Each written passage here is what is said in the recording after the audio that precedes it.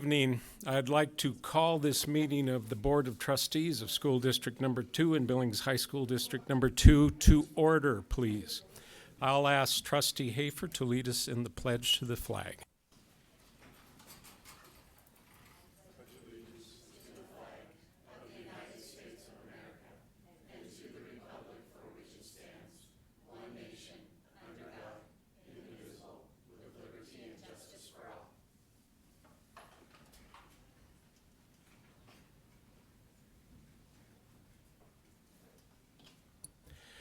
Thank you. If the clerk would call the roll, please. Trustee Ludwig. Here. Trustee Tarakitis. Here. Trustee Hall. Here. Trustee Hafer. Present. Trustee McCullough. Present. Trustee Hoffman. Present. Trustee Von Langen. Here. Trustee Larson. Present. Trustee Santala. Here. All members are accounted for. The quorum being present, we shall get to work. Before we reach out to the public for communication, I'm going to take a moment for personal privilege and mix that in with points of order. I want to thank this board for its patience in adhering to what I consider a very strict regimen when it comes to hiring individuals. Thank you for your patience, and I do understand those occasions of frustrations that you have spoken to me about. I also want to thank the community for the response we've had. People are showing an interest in our school system in a very positive way, and I'm very grateful for that. The last people I'd like to thank, of course, are the candidates. It takes a lot of courage to do this in front of a community like Billings, and I have nothing but the greatest admiration for them. All of that being said, when we get to communication from the public, and certainly when we discuss this on the board, we are doing a positive thing tonight. This board responds well to comments that are courteous and thoughtful. We do not do well when we are faced with malicious and false information. I would ask that the public keep that in mind when they are up here. This is a good thing we are doing tonight. And it isn't that hard to be courteous and civil, and it probably should be the way we act all the time. That being out of the way, I would turn to communication from the public. I do have some communication for 3 minutes. Mike Creedon, please.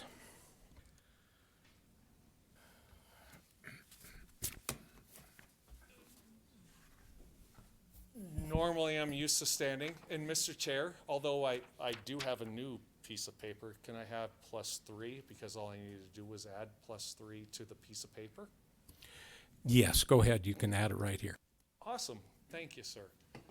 I want you guys to know, I want to make sure that the clerk has the ability to add the 3 and for the public.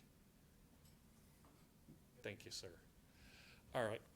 I want you guys to know, there is particular items that I have brought before this board. I don't need to go in depth. You guys have already seen it. It's already in front of the public.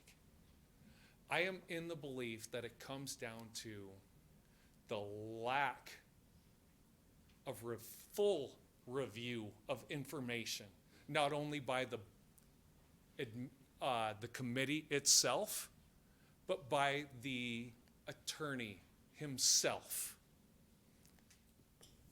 There's no doubt that the information that was provided by the individual was correct. There's no doubt that there's information provided by the attorney is correct. The problem ends up being is that the information provided by me was not evaluated. It was not discounted. All I ask for is the opportunity to have my information reviewed.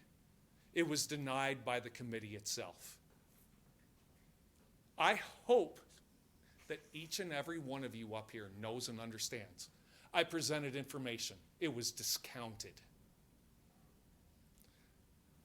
The individual that provided information had the ability for I provided the information 3 months in advance, and I had no advance warning of what the information was.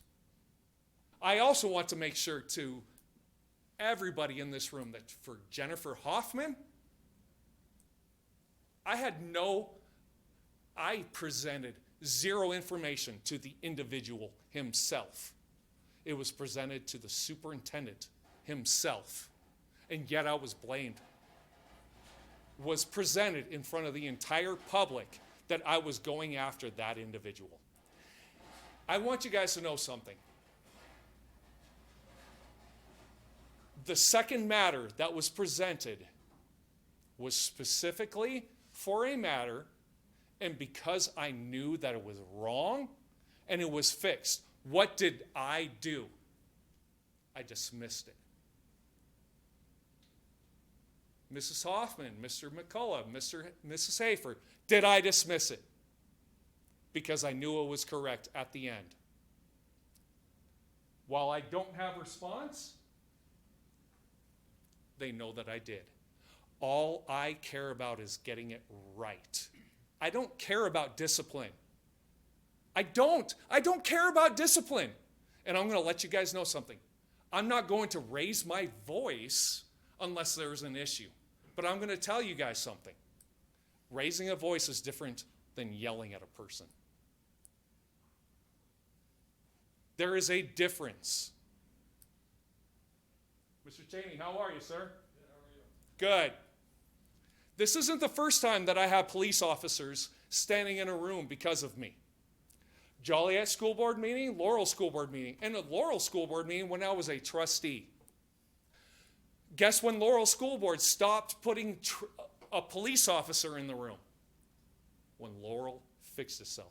And in that moment, it ended up being that I specifically said, this is the best school board meeting that I've ever been a part of. Why? Because this school board followed the law. Joliet School Board. It ends up being they tried to bring a county attorney into the meeting. And they did it, and it was all good. But guess when they stopped doing it? When the Joliet School Board started to follow the law. Notice how there's a difference between raising a voice and yelling at Miss Hoffman. I want you guys to know something. All I care about is just following what needs to be done. And as such, I want everyone here to know and understand when I bring something up to this board, and when it comes down to not only this board, but what's probably about to become in the next few minutes, it ends up being the superintendent represents the board, all nine of you,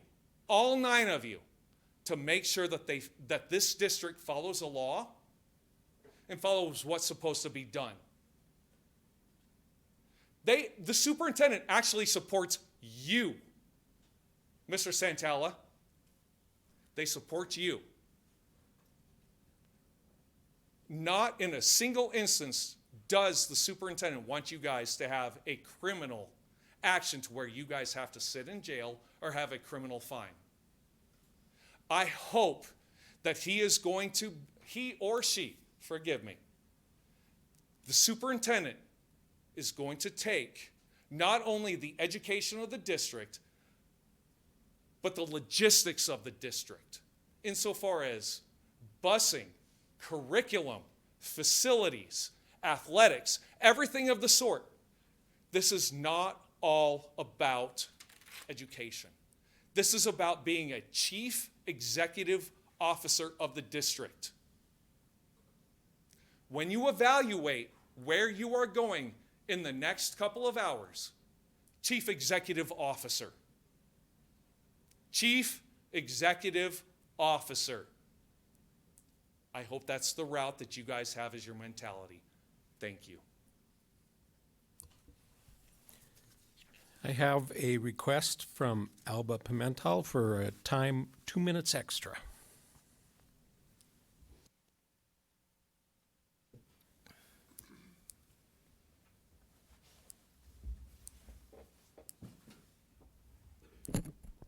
Good evening, Board. It's hard to follow after that. As many of you already know, my name is Alba Pimentel. I'm the chapter chair of Moms for Liberty, Yellowstone County. I wasn't sure how this superintendent search was going to go. I immediately said to myself, it's going to be like other times, so what's the point? He'll listen. We'll just end up in getting a local superintendent. Our voices won't matter. And I didn't have high expectations, but I have to say the firm has done a great job of finding good potential candidates. I'm usually someone that would say keep it local, but this is not business. This is education. And our children's lives and education are top priority. I'm going to speak on two candidates that I think are the top two. I'm going to ask this board to imagine that these two individuals were applying for a superintendent job in another state. And the conditions of that district had to target some hard budget decisions, low proficiency scores, a special education crisis, rising violence, poverty, and a rise in diversity. Who do you think they would choose? I ask this because I know it's hard to take the blindfold off when you know and care for someone personally. Which of these two not only holds the experience, education, and has the proficiency scores to back it up? I think Brenda's good, but she's not the most qualified for the current conditions of the district. And choosing her would be more of the same. It would be comfortable, and we have a lot of problems. Brenda deserves the respect for serving our children, so I'll leave it at that. I'm going to give you one last scenario. Imagine choosing Mr. Garcia, him meeting our expectations, and having Brenda alongside as the A team for this district. Having these two candidates tackle the district and do the work they say they are going to do united. It's time to start thinking outside of the box in order to help all of our children succeed. All of the discussions you will have today, I ask for you to not just think of children as an order of business. I ask that you look at the children of this district like we do, precious, willing to learn, and in much need of help for their education. We ask you to do what you know is right for this district. We ask once again for change, for inspiration, and to give our children a chance. Please vote for Dr. Erwin Garcia. He will bring light to this district, and don't tell him that the Texas tacos are better. Thank you. Thank you. Mr. Tidswell, do you want to speak now or later on the agenda? I don't have it marked. I'll speak. Okay, thank you. Elijah Tidswell? I don't think I put a time frame on there, but I'll try to not take that long. Yeah, you have marked down for 3 minutes here. So. Oh, perfect. Well, I was gonna write out a speech, but I didn't because I think I can stay, at least better than some previous speeches. I ran for office in the state, as most of you know, and so I am the first person to promote a Montanan to any job. I think we have so much talent in this state, and I like to keep it local. For this particular scenario, though, I really do think Dr. Garcia would be the optimal choice for the district. Over the last few years in this district, it's been a struggle on your guys' behalf, on our behalf, and I just think it's time for some change. I think Brenda is wonderful, and I really hope she stays in her current job if she's not picked for this position. But I think for this time, again, Dr. Garcia would be the best. As for the other candidate, I think he is good. I just don't think he's the best either. But, this is, I know you guys have received numerous emails over the last few days from Democrats, Republicans, parents, students, educators, from everyone in this community. And I think right now it's really a time for unity. As we're seeing everywhere in the country, we are at mass division points. And if we can do anything to try to heal that, I really hope our leaders would try. So that may have not been the most understandable speech, but I tried and I just ran in here, so I'm a little out of breath. But thank you guys, and I hope you make the right decision. Thank you. Jennifer DeRay, please. I have you down for 3 minutes at this time.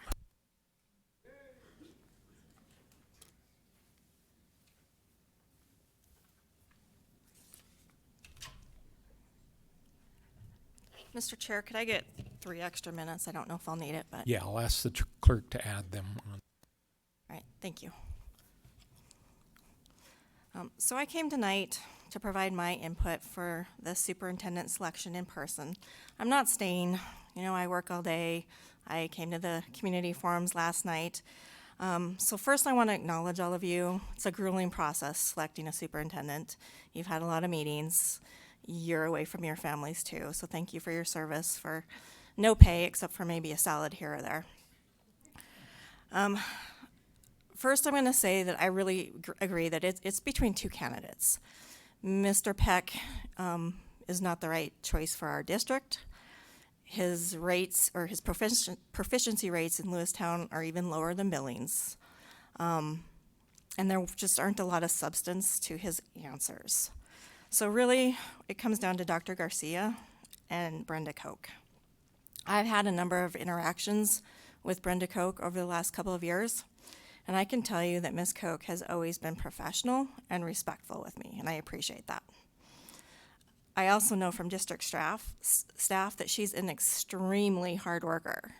You have a very dedicated K-12 executive director, and you should be very proud of that. However, we are in need of change in this district, and I believe Dr. Garcia is the candidate who can lead that change. Ms. Koch is unfortunately part of the current leadership who is responsible for the current status of our district. Dr. Garcia has proven record of leading change. He's led it in schools before, and he came here with a vision of what could work better in Billings. He was engaging, he's transparent, and he was honest in his answers. Billings, as you know, has the lowest proficiency rates of all AA schools. It's unacceptable. It's embarrassing. We need change. We also need someone that can come in with a fresh viewpoint and find new ways to work on issues like staff recruitment and retention, the budget, and safety. The district has lost a lot of trust with the community over the last couple of years.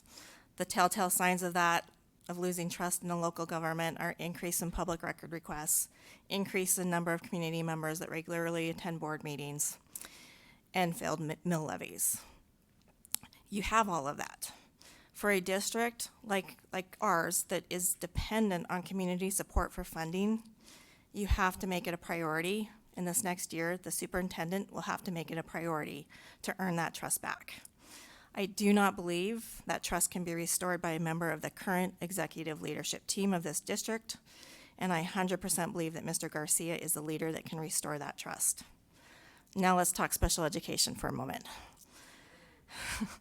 As I and others have been talking for over a year now to the board about how bad, really, special education is in our district. You did hear us. You conducted the review. But wouldn't you think that the right thing to do would have been for the superintendent or members of the executive leadership team who heard us at these meetings to maybe after the first meeting or the second or maybe even the third or fourth meeting to reach out to us and say, hey, can we sit down and talk? Can we hear your issues? Can we hear what you think are your solutions? And let's talk about this. But never once was that happening. No one reached out because that's the culture that we currently have in the district. It starts with the superintendent and it permeates throughout the entire district right now. So we need to change that. And as it turns out, we were all right. Everything in the special education report showed what we had been saying is true.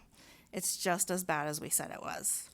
The failure to provide services, staff not trained or even feeling like they are trained well enough, the lack of communication, the retaliation, the problems with leadership, and that they are not educating our kids. The proficiency rates were appalling. They are really not educating kids with disabilities. If you read the report in detail, though, you would also see another thing throughout the report. Everyone was aware of it, everyone. From the principals, to the staff, to the psychologists, to every member of the executive leadership team, everyone knew it, and they allowed it. We need change. You can't expect the same people that created this problem to fix it. I know the board asked for urgency last meeting, and I really appreciate that, but there's been no urgency. I can tell you that. I've spoke to a lot of parents in the district. If anything, there's more pushback from special education leadership. It's getting worse, not better. We need change. We need Dr. Garcia to lead this district to become the great district we all know we could be. So I pray that tonight, when you make the decision, it's a decision that is best for the long-term success of Billings Public Schools, not just who is a familiar face or from Montana. We deserve the very best here. Let's not settle. I urge you to hire Dr. Garcia. Thank you. Thank you. I'd ask Kimberly Hattery, please, to address us.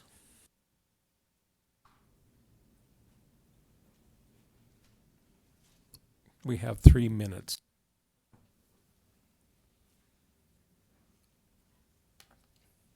I have already emailed all of you once about who I think the job should be. I was there last night. I listened to all three of them, and I'm still standing in agreement that Dr. Garcia is the best man for the job, and that is who this district needs. I've only lived up here 8 years. I moved up here from Kansas City, Missouri. I have 2 grandchildren that are in this school district. One of them is in a connections class because he's high-functioning autism and ADHD, and my other grandchild is in 1st grade. Life has not been easy. Since moving up here, he went out to the Christian Center for 2 years before he started kindergarten, and he was a year late. But special education up here, there is a lot that needs to be done. I'm asking, praying, pleading with you all. Dr. Garcia has shown and has proven his track record with down in Houston what he has done. He is the best person for the job, and we need somebody to help get us out of this little rut that we're in and to help us into the future for all of the kids. It's not just my grandkids, it's all the kids in the district. They all need this. Like I said, I have prayed, and I'm in agreement with everybody else that please consider Dr. Garcia as the new superintendent. Thank you. Thank you. Melissa Smith, please.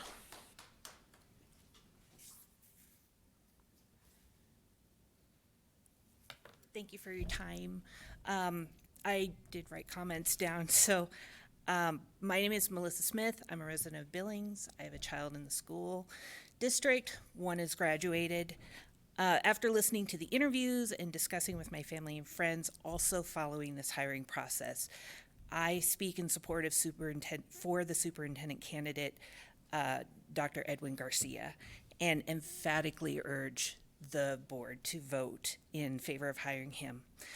All of these candidates present fine qualifications, and Dr. Garcia stands out as our best opportunity to lead Billings schools with an expanding student body and increasing diversity into a stronger educational environment for all students.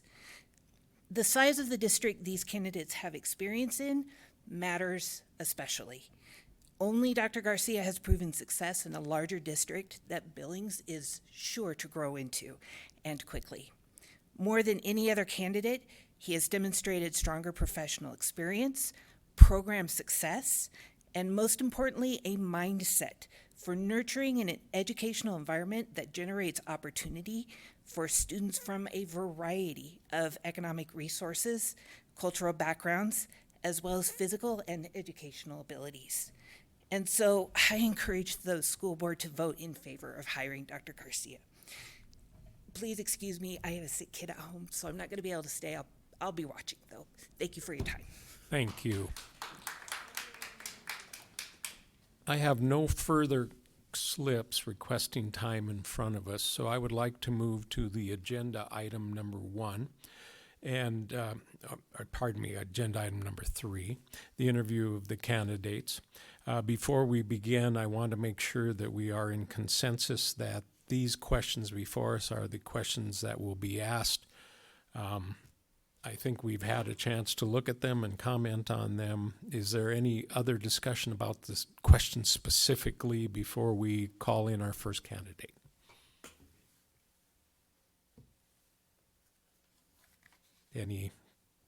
Anything?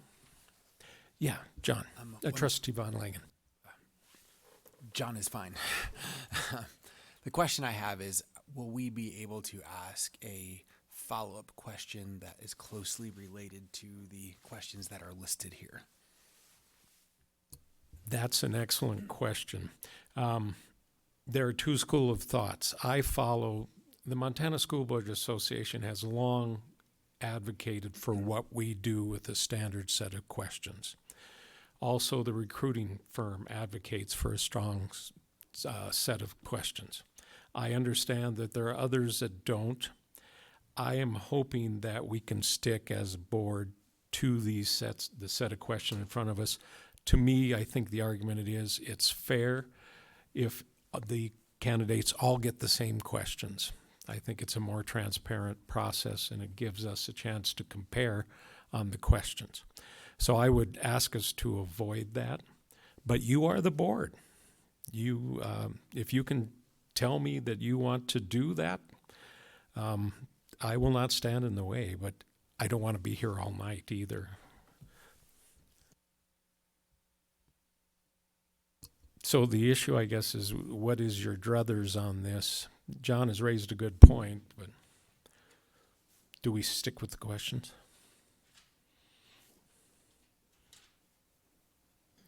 Trustee Hoffman.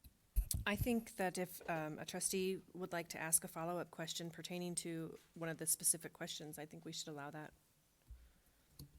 Others? Would you ask then that same question to all of the candidates? Absolutely. Okay. I can live with that if you guys can. Trustee Hall? Yeah, I think I think that makes sense. It'd be nice in a normal interview you can ask a question that naturally comes up kind of organically, but sticking to these, it makes sense from an HR type perspective.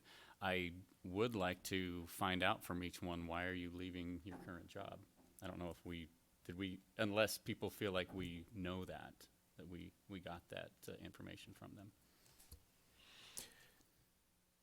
Would you add that as a follow-up on number 8? Is that what you were thinking of?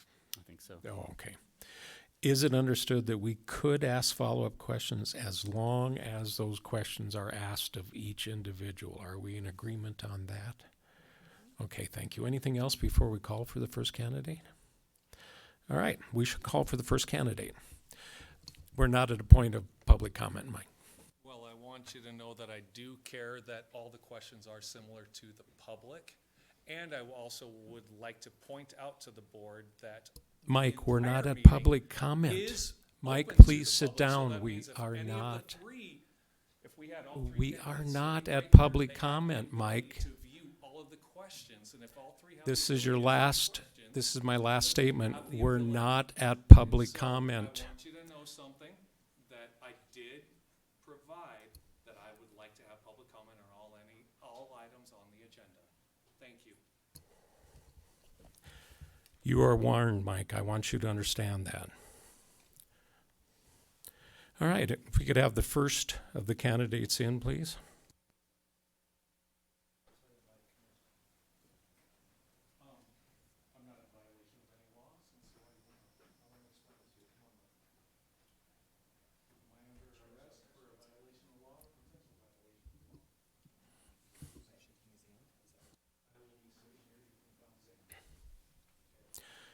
Welcome. Please get comfortable, and then I'm going to ask members of the board to introduce themselves to you, and I'd actually like to have come up and shake our hands when we do so. Oh, okay. Can I do that? Okay, great.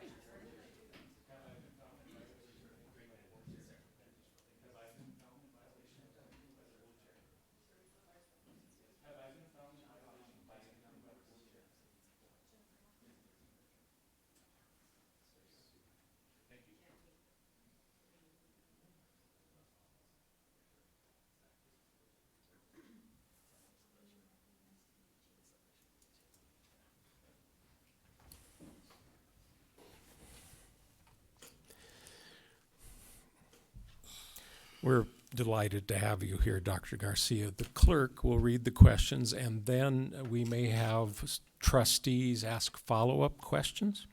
And so you'll get a chance to respond there. We will try to keep it within the 45-minute range, but you know what? This is a flexible crew. We can go in a variety of ways, so we're there. I'll ask the clerk to take us to question number 1, please. All right. Dr. Garcia, first question. Please share with us your knowledge of and experience with the professional learning community model. How do you keep people engaged in implementing PLCs?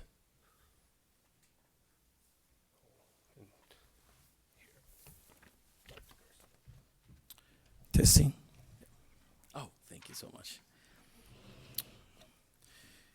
So, very familiar with the PLC model. That's what I've done when it comes to building a culture that focuses on student achievement and student growth. The PLC is the heart of the school. But people often confuse PLCs with the notion that it's a little meeting that happens for 45 minutes once a month or once a week, when the reality is the PLC is the school. It is the organization, professional learning communities. So PLCs, the way my experience to make them more effective, have to be around a full understanding of the lessons that are being taught. So we usually start with the units of study. Then we break down the units of study into learning content objectives that definitely we have here as well in the state.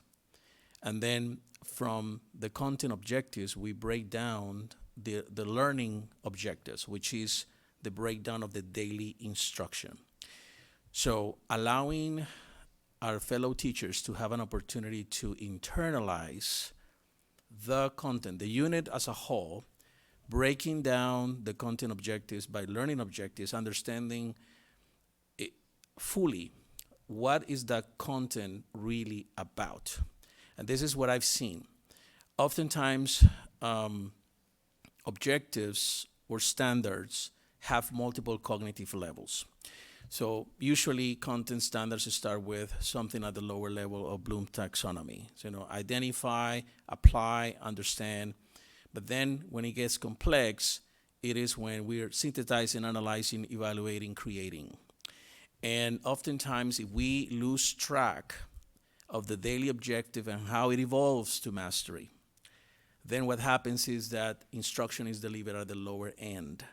Because life happens, teacher gets sick, the student gets sick, an activity comes in, a drill comes up, and all of a sudden we lost the higher level of that standard. And I've seen it repeatedly. So allowing the teachers to internalize the lesson, to see the unit as a whole, to define what mastery looks like from the perception of that teacher and the students, and planning in a backwards design model, the daily lessons allows the teachers to be better equipped to deliver quality, high quality, aligned instruction. In the PLC model, there's DDI opportunities, which is data-driven instruction, when we analyze data and we see the need. When we analyze data in PLC, it's not about the numbers. It's not about the number. It's about the child's face. It's the child's is in the best interest of the student as an individual. So PLCs that run data protocols and say, we are 50% at the proficient, 20% at the advanced, and this is the amount of students that are failing, that doesn't serve any purpose. The only way that we can move PLCs is if people can see the students' faces and the students' lives behind those numbers. Because the activities that we plan in that context of designing personalized or differentiated instruction is about the needs of specific students. Best PLCs, teachers collaborating, not necessarily led by the leaders. Sometimes leaders have to be involved as we build capacity, but the best scenario is when teachers are leading the work. They analyze the data, they unpack the standards, they define those learning objectives that I mentioned, they define what mastery look like, and now They're bringing the best instructional practices, research-based, that can actually be applied to serve the different levels of student achievement and the different levels of readiness. That incorporates, for instance, if you're already unpacking this lesson, you already map out your lesson, how would this GT student up here that has mastered this content and has shown tremendous success, how would you push this child to the next level? Because what happens is we can turn into a culture of interventions and remediation, and that's problematic. Because what happens is if we focus at the lower end, trying to help the kids that need it the most, and that's okay, we cannot forget about the children that are ready for the next level learning. Because what happens is, as we build the gaps through and through, our students are faced with the challenge of taking SAT, ACT, and norm reference tests that are going to compare them against the nation, and our children are able to attain direct access to the best colleges and universities because we kept going with the lowest level of TEAC, and we kept going with interventions. So PLCs is an environment for teachers to grow. It's an environment for teachers to share ideas, for teachers to practice the lesson while the other teachers are giving feedback. That is the ideal state. And that would be my experience with PLC, and that's the work that I've done to move schools, has been around strengthening the conditions of the PLC. Okay, second question. There can be many pathways to student achievement. How do you think career technical education, career exploration, and college readiness can be intertwined to provide multiple pathways for students? I was very impressed today when I visited our career school. Was able to have a phenomenal experience at that particular campus. I was blown away by what I was able to see. I've seen parts being applied in other contexts, but today I saw how very strategically, and I give all the kudos to the team that was able to design this particular concept. Students being able to learn about auto mechanics, students able to design, interact with best quality engineering processes, project-based learning, students being able to learn about the medical field, and students being able, I was blown away. I was very impressed with what I was able to see. And not only because of that, because of the fact that the same school was able to provide students full-time education so they can actually take the entire 21 credits that they need for graduation. Blown away, very impressed. And that goes in accordance to what Governor Gianfonte has said about the expansion of the career and technical areas, the need for our students to be ready to enter the field. So I absolutely believe that that is a great option for our students, and that should be something that we should be able to expand on. As I met today with some of our strategic partners, I was able to learn a lot about how our students can obtain, almost ready, almost there, to obtain a certification that would allow them to operate machinery. And that is creating opportunities for children that don't want to select the career, the college pathway. They can earn $25 an hour, and with more experience, they can earn much more. And that is absolutely great. Now, this is the piece that I'm a little bit concerned when it comes to why are students going to the career field? And I hope that is because it is a choice and not because we created a predicament for them, because unfortunately we neglected them through and through, and now they don't have any other choice than going to the career field. I hope that we are equipping our students to be career and college ready, and if they select to go to the university, I hope between the first 3 months to enroll in Montana State University, as we know it's only 30% of our kids, for those students to be able to have that career, college option, but at the same time that they can also have the career option. And if that's the route they want to take, so let's empower those students to have the options. As you know, only 30% of our students are enrolling in the first 3 months to Montana State University. But if you're Hispanic and you're Native American, that drops significantly, almost to 17%. So if we think about SAT, with 19% mean score, lower than the nation, that means that 86% of our students that are graduating will have limited opportunities to access the best colleges and universities.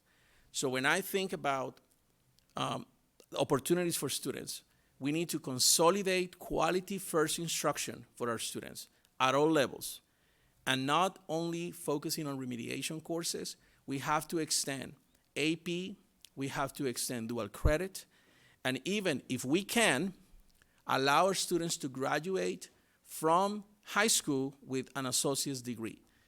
It can be done, it has been done.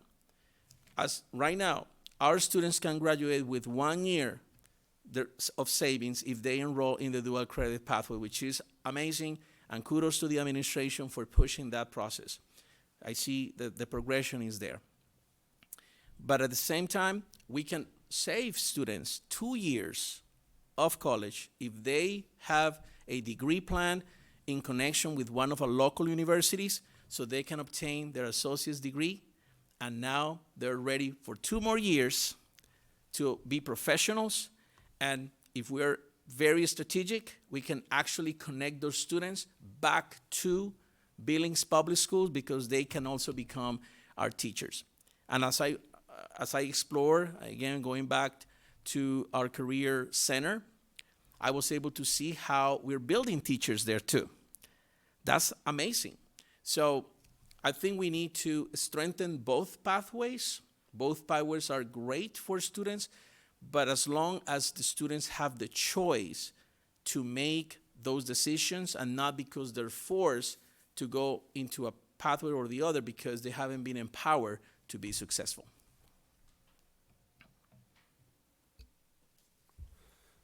Okay, question number 3. What experiences have you had working in a community of diverse individuals and groups? Specifically, from what you know, what does diversity look like in Billings Public Schools, and how would you address issues of equity and inclusion? So Billings has experienced around 1.2% growth every single year. It's been steady. 25% of the entire population is diverse. 75% is white. So we have a growing community of diverse families coming and being a part of the Billings family. My experience is truly about diverse populations. As you know, my experience has been around a school district that is very diverse, that serves all students' populations with from all parts of the world, multiple languages, and that has been my experience. And I see that as a benefit, and even myself coming to Billings, visiting and experiencing this great opportunity, I felt personally welcome to the community. And I hope that that's the experience that our families that are coming to Billings are experiencing. As you know, many of our Crow natives are moving to Billings because they see a need to move and find newer opportunities. But as we think about diversity and inclusion, I'm also thinking about, for instance, when we think about graduation rates, we're 86%, 1 point above the state, which, by the way, it's a data point that consistently has been improving, and that's great work. But as we think about Native American students, only 69% are graduating from our high schools. So that in itself, it's a message that we have to really internalize. 71, 72%. If I'm off for 1 point, please forgive me. I get a lot of those numbers in my head, but I know it's in the 70s and in the lower 70s for Hispanics, if you're special ed, if you're bilingual, then your chances of graduating are decreasing. If you look at our schools, if you look at especially poverty, and talking about diverse learners, the greater the poverty, the less the student achievement. That's you look at the data, you sort the data, and it's there. If you have more diverse students, your data is lower for academic achievement. In some cases, the less poverty, the less diverse you are, the higher performer you are. But interestingly, going back to teaching at high levels, oftentimes those schools that are performing at high levels are not growing students enough. So all of that needs to be considered, because it's great to talk about inclusion, it's great to talk about diversity, it's great to feel welcome. It's absolutely great. And by the way, the schools are wonderful. The people are amazing in these schools. I mean, great positive culture. But at the same time, we still have to be consistent with the outcomes and the opportunities that we provide, because there's something underlying that we're not doing that unfortunately is failing some of our kids. And I hope that the students that are, and I asked that question about the Career Center today, because I was thinking, okay, is this really a choice, or is this really, the students are coming here because they don't have any other option? And I asked for the breakdown of the population. The gentleman that was so kind, so energetic, and it was just so amazing to walk with him, Mr. Lewis. Understanding that, no, the breakdown, it actually follows the district breakdown when it comes to diversity. So that means the students are actually choosing to be there, and it's not because we're neglecting them. But in the overall picture, I think there are opportunities. There are great things happening, but I think there are great opportunities to really be coherent and ensure that our students, especially from diverse backgrounds, different languages, can actually be at the same level or closer than our students in the mainstream or the majority of the students. Okay, question number 4. How do you expect this board to hold you accountable as a leader? How will you hold yourself accountable? And how do you hold those you supervise accountable? Accountability for me is absolutely necessary. And accountability for me starts with myself. And I always had appraisers, I always had data points that I have to meet, and I believe in accountability at all levels. But I have my data points that I know, for me to know if I'm being successful. I have my own data points. Like, for instance, I already have multiple data points that I know if I'm making an impact in this community, I should be able to see the percentage of students graduating increasing. And not only for white kids, for Native Americans, for African Americans. So I have to backwards design what are my actions to support those processes. So when it comes to the academic achievement of the various schools, how can we enhance that academic achievement? For the schools that have academic achievement, but they don't have enough student growth, how do we push them to have more student growth, and vice versa? We have student attendance. That would be a data point that I would like to support the campuses so we can increase on the student attendance. So I have my data points that I know based on what I see, the current reality. I would like to backwards design activities that match that push so we can increase in those areas, because as a person who's driven by the moral obligation of supporting students, that's how I know I'm being successful. But I understand the board has to hold me accountable as well. So I would appreciate data points being used, concrete data points that can be measured, can be reasonable, that can evaluate the impact that my services are providing in this community. So absolutely, I believe in goals. I believe in being held accountable, because I hold myself accountable as well. And how do I hold other people accountable? When I hear the term accountability and holding people accountable, that goes alongside the term expectations. I always think about support, because I'm not going to go to a school and say, here are my expectations. Here's the list of things that you need to do and I expect to see. Never do that. I will go and say, let's talk about what you need. Let's talk about where your school is. And actually, I had those conversations with principals today. So let's talk about where you are. Let's talk about your current reality, okay? Let's talk about your aspirational. Where is it that you want to be with this school? What is the gap between your aspiration model and your current reality? And then principals are sharing, you know, that gap is for me to be able to increase student achievement within my diverse students. Okay, so that's the gap.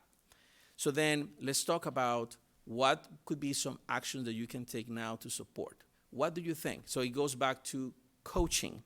Instead of me telling, by the way, read this book, read it, I'll come back in a month, I should be able to see better scores. No, it's us practicing. Let's unpack this. So, okay, you're saying that you would like to incorporate, a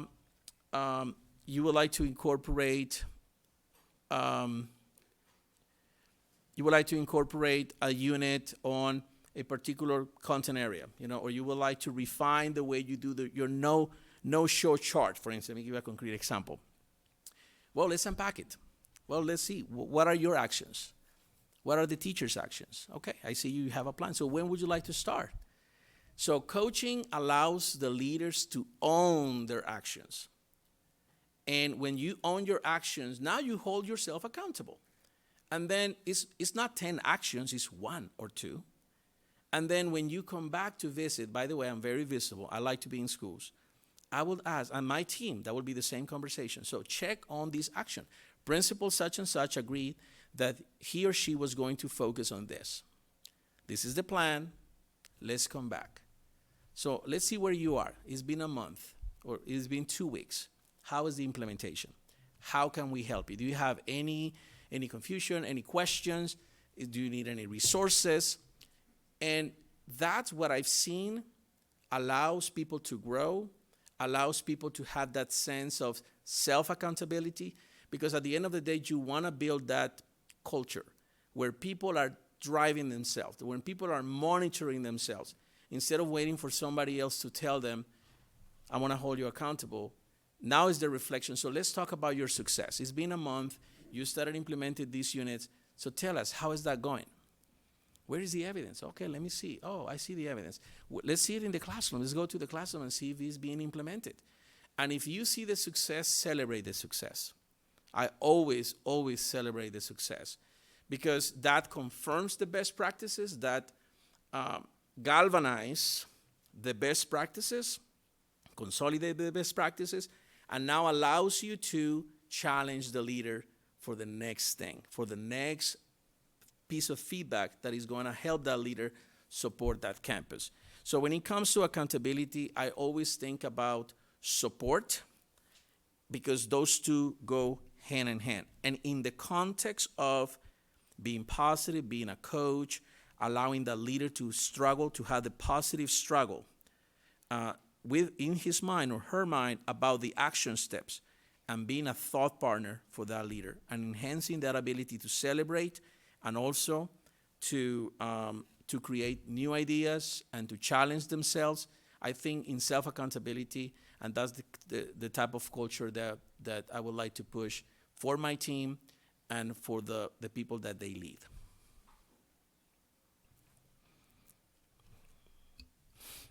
Fifth question. In our prior interview, you told us a bit about how you would go about strategic planning. How would you ensure that it is a transparent process that stakeholders understand and buy into?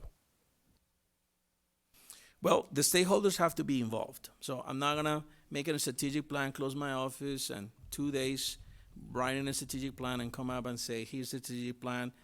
Hey, guys, let's get excited about this. This is your part. This is your part. Let's do it. I think we all have to be at the table. So building a strategic plan requires all members of our community. It requires our business partners. It requires our principals. It requires our teachers, our students. By the way, phenomenal students, as I visited today with the student councils, very articulate. You can tell they have their heart in the right place. Those students actually add a lot of value to the conversations, having them being a part of that long-term vision that we would like for our district. And I understand we have our mission up there. I'm not pretending to change it, because as a matter of fact, I agree with the mission. And I can see it as a vision. We want to inspire. We want to empower our students to be innovative thinkers, to be global citizens. So that's the aspiration for us. Now let's break down our strategic plan. It shouldn't be more than three things that are the major high-yield strategies or commitments. And now let's break down the actions, the goals. Number one, the goals. And that's something that, of course, we have to build as members of the community. All of us have to be a part of that. And all of us are part of the execution of the plan. Because it's not only let's build the plan and it's the administration's job to execute everything, because then we're losing the ability to partner and to leverage the support that we have in the community. So Billings Public Schools impacts the entire city of Billings. So it is the school, it is the system for the entire city. So we are all invested. And today when I met with the business partners and I was able to meet the mayor and multiple stakeholders that manage our university and our clinics, those partners really want to work with us. And they have perspective that we might not have. If they're part of the process, we are definitely solving problems for the entire community. And some of the things that were mentioned today, for instance, concerns around public safety and how some of our stakeholders see a connection between mental health and public safety. They go hand in hand. So they're thinking, how can they attack that problem? But in our minds, that's where the problem starts. The problem starts with us, and how are we anticipating some of the problems that we see early. Prime example, Medicine Crow. Great school, great principal. I love the experience of going over there. And I was able to see the Riverstone Clinic. Riverstone Clinic not only provides a nurse for the community of parents and students and teachers, it also provides a licensed psychologist to support the families. So we start early attending to those social emotional needs. Now we're contributing to a greater picture. We're contributing to an issue that is a concern for the entire community. We are part of the solution. They are part of the solution. That's why I think the strategic plan is an issue, and it is a plan that incorporates all stakeholders in this community.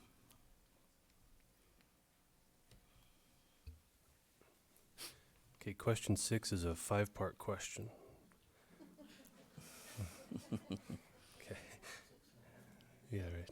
Have you reviewed the recently completed SD2 Special Ed review? If so, what are your thoughts?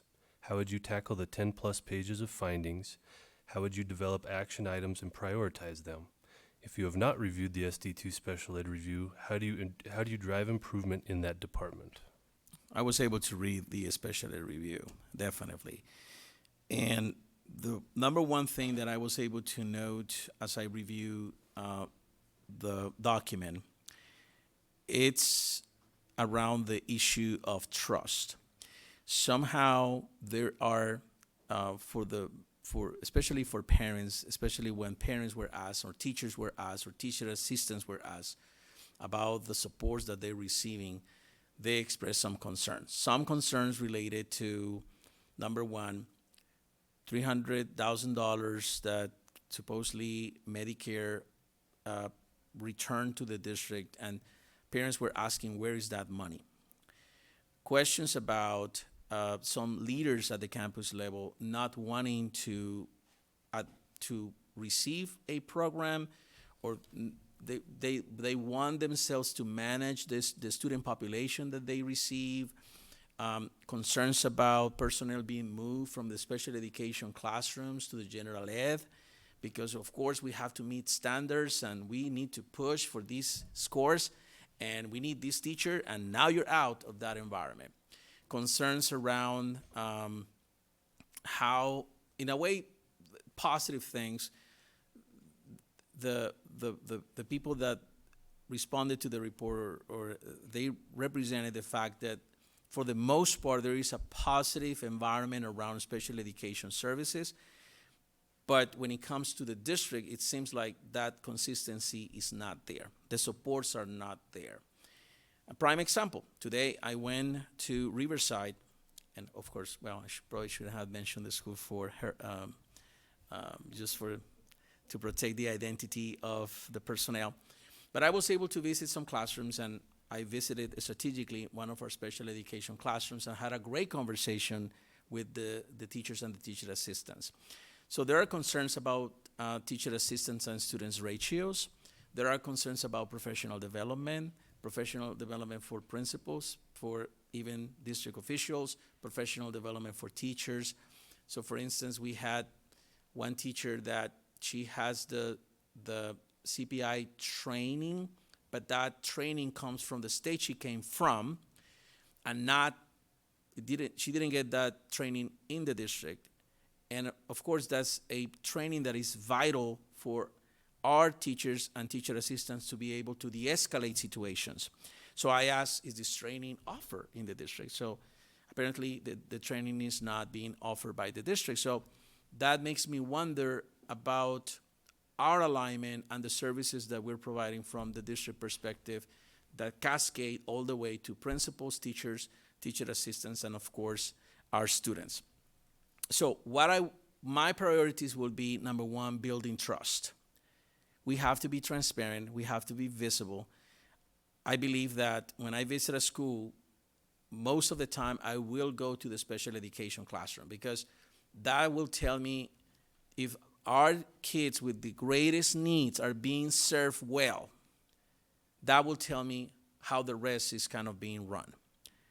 If our most vulnerable children are being served adequately, with respect, with dignity, and that the entire organization supports our students in an effective manner, that will give me a temperature check of how we're running things as a school. So I'm a firm believer that building trust with our parents, my first goal, if I'm given this opportunity, is to consolidate a special education parent group where I am going to be a part. I will listen to parents, I will know their concerns, and we will start taking action. We will go back to check how we're funding positions to see if we have any vacancies. As you know, we have some vacancies in the special education department, which is not only a Billings problem, that's kind of a national problem. And we have to find strategies to be able to attract quality teachers and quality individuals to serve in the context of special education. We have to go back and review our practices. How are we evaluating students? Are we in compliance? Are we providing social emotional support? Are we defining the best, the elements of excellence for the different programs? As you know, we have ED programs, emotional disturbance programs. They're unique. They have their own characteristics. Are we providing training to the principals and the staff on what is the most effective way to address behaviors, to de-escalate behaviors? We also have skills for life units. We have intensive skills for life units. One of the concerns, big concern, teachers don't have a curriculum. And I asked that question, do we have an alternate curriculum to 2 of our special education teachers in 2 campuses? There's no curriculum. So, that's something that I'm gonna have to research when it comes to the state, to the OPI. What are the resources? What has been vetted? What can we use? But our students deserve a curriculum. Some of our students can perform with the regular curriculum, right? They can be high-performing autistic children. They can be emotionally disturbed and be performing at on-grade level. Well, they need the regular curriculum. But there are children that need a modified curriculum.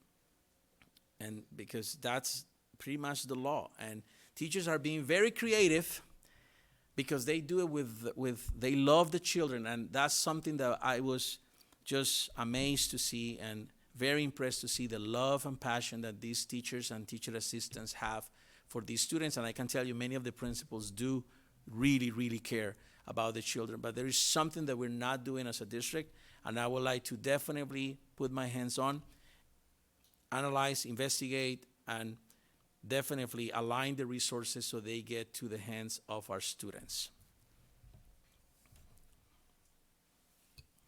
Okay, question 7. This is a 7-part question. What do you know about how education is funded in Craig, Billings? can you hold on a minute? There's a follow-up Oh, from sorry about that. a member of this. Trustee Hoff. Dr. Garcia, because it was a 5-part question, I'm curious if you could expand a little bit on how would you develop action items and how you would prioritize the action items in that SPED review. So my priority will be number one, to have the community involved, the parents involved in the process. Because I know I've read the report, but I think, and I've been able to kind of have conversations, but kind of the on the street type of conversation. People see me, Mr. Garcia, I would like to tell you this, but would like to analyze what is the current condition of our special education programming. So number one, I would like to have a standing meeting with our special education parents. I would like to have a full review of our special education program, number two, so I can understand who manages what, how do we handle compliance, how do we do evaluations, what are the timelines, what happens if we don't meet the timelines, what happens if the FIE is not completed by a certain time. I have to do a deeper dive on the law pertaining to special education. I know it's federal, but there's a lot of nuances related to the state, especially regarding curriculum, specifically talking about what is the curriculum that we can put in front of our students. Also, I would definitely like to know how are we funding special education. And I understand that, of course, that's federal. Some of that comes from the state. But I would like to know how are we channeling those funds. I would like to know FTEs, how are we allocated. I would like to also research on current vacancies. I would like to also know more about teacher-student ratios, because I was able to see campuses, classrooms with 13 students and one teacher in a very restrictive environment. So thinking about how do we align funding to properly equip those classrooms with the personnel that students need. And I would like to definitely incorporate as part of my strategic plan, because one of the items of the strategic plan should definitely be aligned to instruction. So within the concept of instruction should be an item related to special education. Yeah, you are. Mr. Van Nys, please. Okay, question 7. What do you know about how education is funded in Billings? SD2 is facing significant budget challenges. Have you faced budget challenges? If so, how did you address them? If not, how would you approach addressing budget challenges? How do you prioritize spending? What resources do you rely on in making finance decisions? And how do you develop buy-in from the public? Yeah. So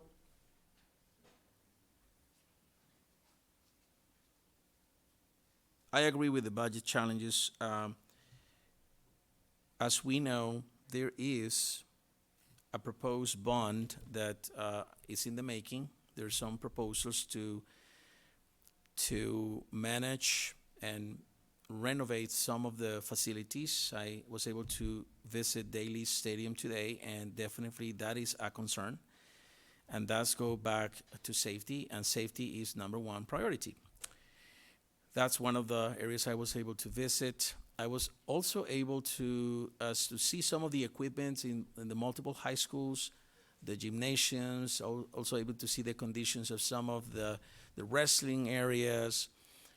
Was able to see buildings that need some support. But I'm putting this in context because when I think about budget, I'm not thinking money, I'm thinking about the needs. So there is a great need to have, to be able to renovate some of those buildings. I know the community is asking. Some members of the community, I wouldn't say all members, but some members of the community they want to have another high school in another location, trying to kind of balance out the numbers. I understand that a high school, if you think about nowadays how much a high school could cost, especially a comprehensive high school. I know elementary buildings used to be $40 million. Now they're almost $80 million, especially in the area where I live. It's $80 million just to build an elementary school. So I can even imagine what a high school would cost.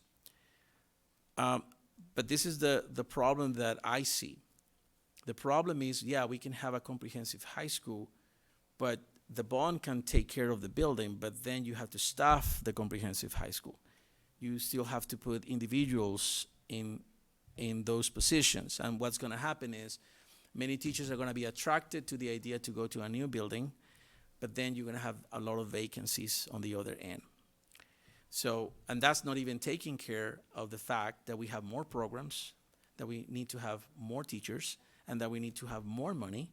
And right now, most of the funding that we're spending is on personnel.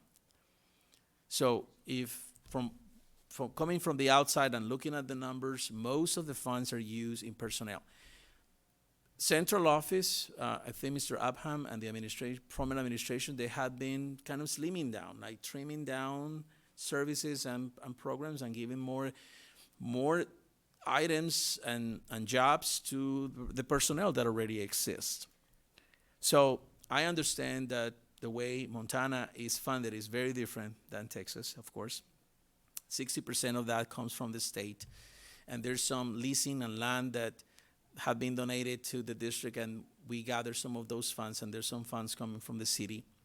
But I know we have a lot of limitations because of the deferred maintenance that we have to do, number one, the wish of the community to build a comprehensive high school, number two, and the absolute need to attend to the safety aspects of our buildings, because like the building, Daly's building, or the stadium is not a matter of just having a nice facility, it's a matter of safety.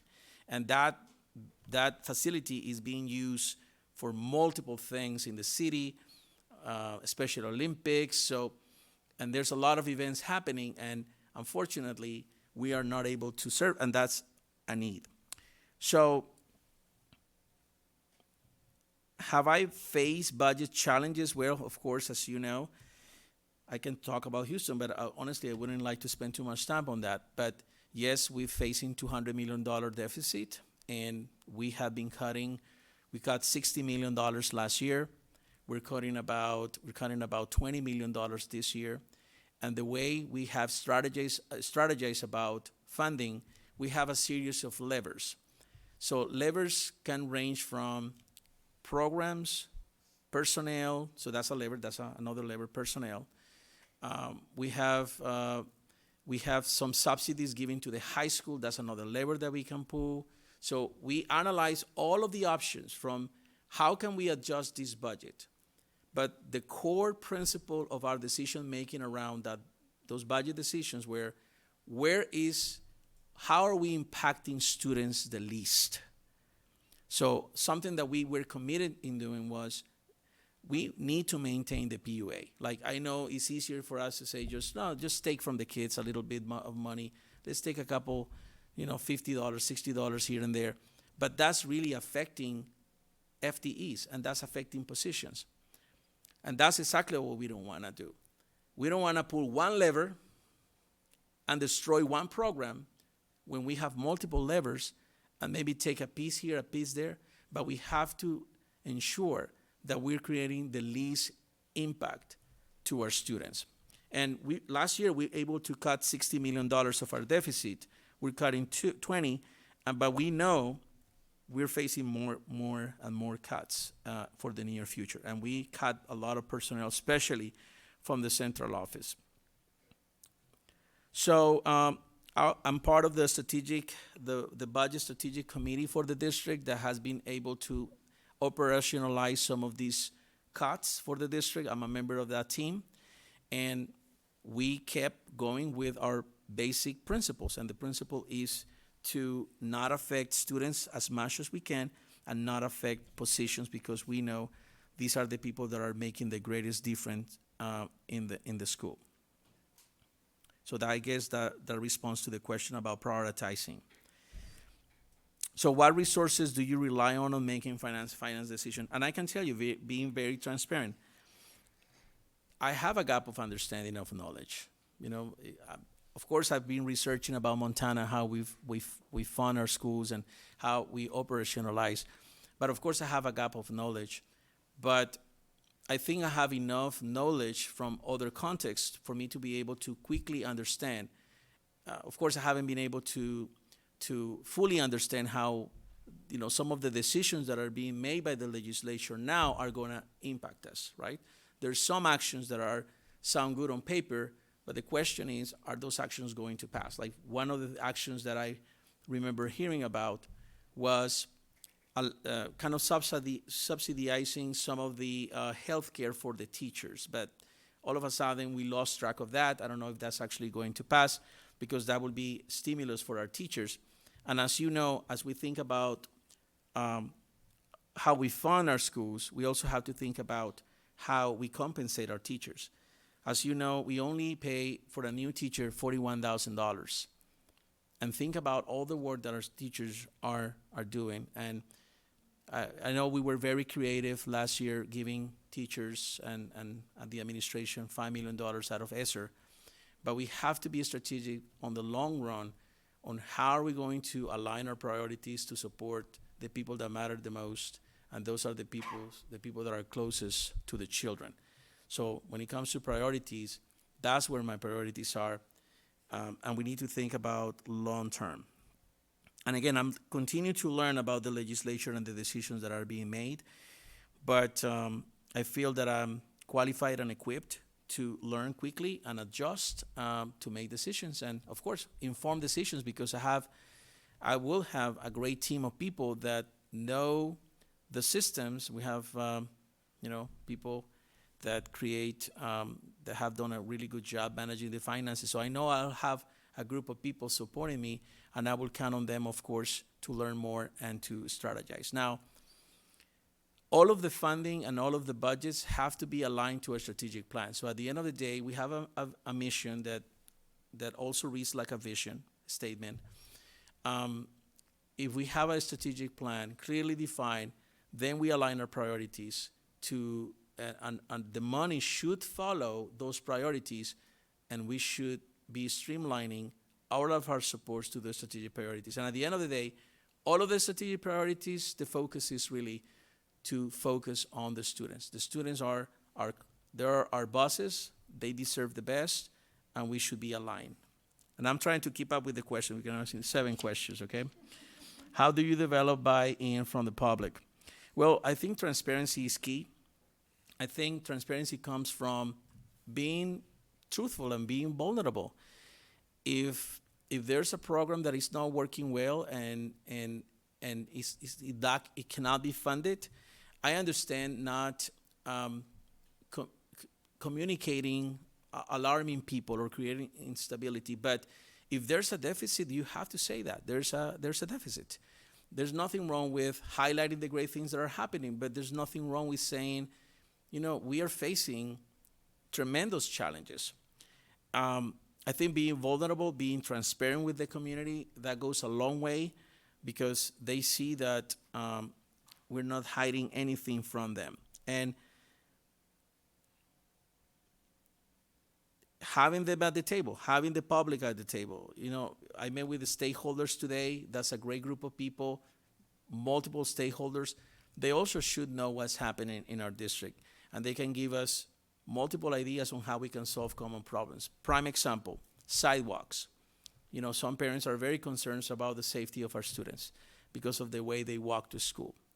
Well, if you think about it, the state of our budget is we might not be able to pay for the sidewalks, but I know we have standing meetings with the city and the county, which is a great move. So can we partner? Can we be partners in solving that problem? How can we help? What is your part? What is the county's part to ensure that our children are coming to school in a safely manner?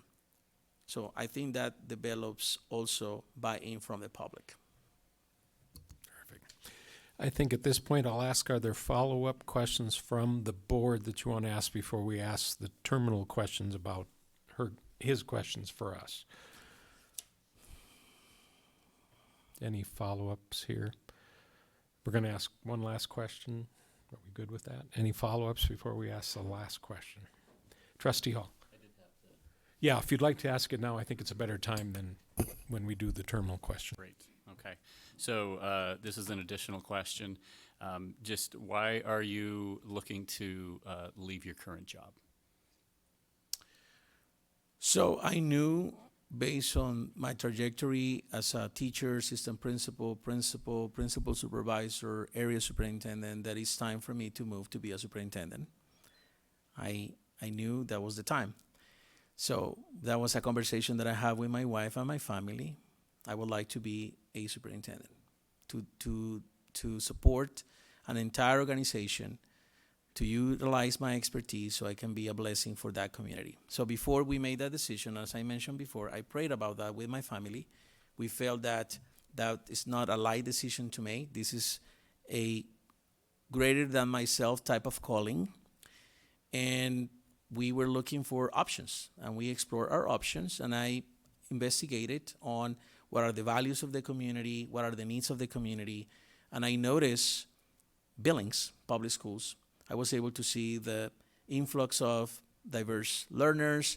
I saw the academic needs.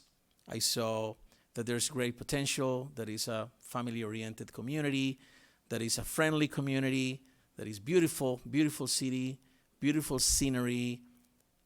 I said, this sounds like a great match for us. So let's apply. And we applied, and we are here. We are here today, and we are very excited to have the opportunity to serve this community. Thank you. Thank you. Mr. Van Nys, if you'll ask the last set of questions, please. Sure. This is a two-part question. Number 8 on your list there, Dr. Garcia. After talking with us last week and tonight, what haven't we asked you about that you think it's essential for you to share with us? And the second part, do you have any questions for us?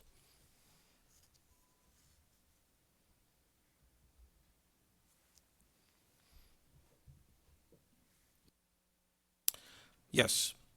So I'm thinking about, I know I asked the question last time when I was interviewed via Zoom about your vision for the next 5 years for Billings Public Schools. But I would like to know, what is the gap between your current reality and your aspirational model for this district? Thinking about you in your role as Board of Trustees, where you would like to see this district, where we are, what do you think is the gap? Trustees? Trustee Ludwig.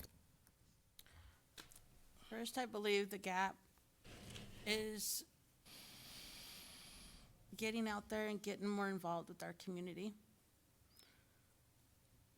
Our trust, we need to gain our trust back with the community. And that takes change.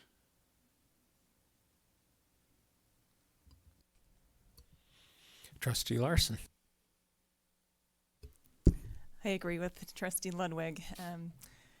As I feel like if we can work together as a community, we can do anything. I don't feel like any problem is too big. We can solve, we can work together, we can achieve our goals no matter what it is. And I think that building that trust is very important to doing that. Other trustees? Trustee Santella. I think we have a significant budget issue that's going to compromise our abilities to move forward and develop the additional programs that the community and the students need. Anything else from trustees? You feeling okay with those answers, Dr. Garcia? Yes, I definitely see that there is alignment between what I believe are the priorities for, based on what I see. And I was kind of missing that question, what would be your priorities? And I understand the strategic plan is the community giving us those priorities. But based on what I've been able to see, not only researching, but also being here, walking around the schools and connecting with principals and students and teachers, if you would allow me to respond to that, will that be okay? Please. So I believe that we need to earn trust. That's the main thing. In order for us to be able to pass a bond that is sound, that the community will buy in, we have to really earn that trust. I think that if we, and I'm not throwing any shade to the administration, of course not. You know, I believe that there are great things happening, but perhaps it's a matter of how are we communicating. I think that even I was looking for the great things that were happening in our schools, and I couldn't find those great things that were happening in our schools. I really had to go to the news to find the great things that are happening. Why aren't we driving the message? Why aren't we driving the great things, the highlights, the career center? How many times have we walked the mayor to the career center? How many times have we walked our people from John Deere, from Mitsubishi, people that are in our community to observe what's happening there? Because this is the thing, our children can obtain level 1, level 2 certifications if we only use them as partners. And I know there's probably more details or more nuances that we have to explore, especially with the Office of Public Instruction for the state of Montana. But we have to be able to earn that trust to bring people in to see the great things so we can be partners. We also have to have transparency, and we have to ensure that the money follows the student.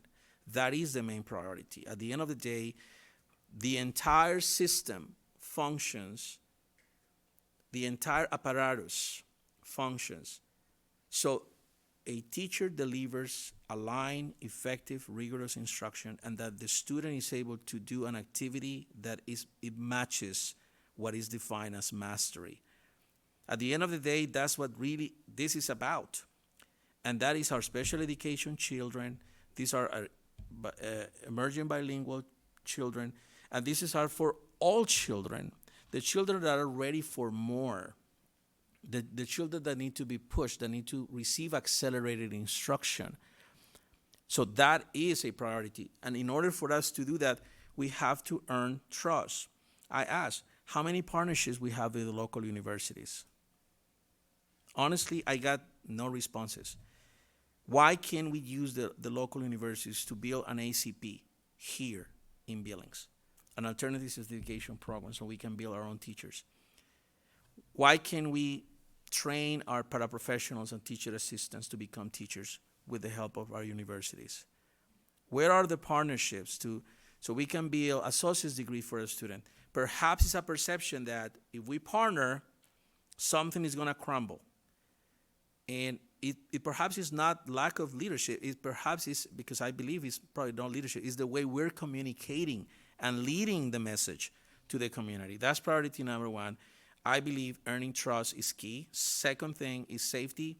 Safety, and when I say safety, I mean the physical, the mental, and emotional state of our students.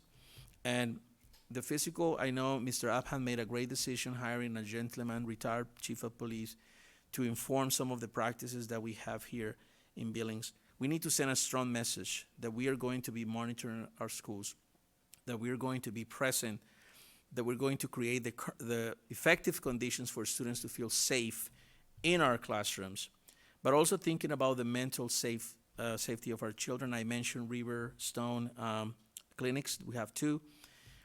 And you mentioned that when I asked you on the long-term vision, you mentioned something about clinics.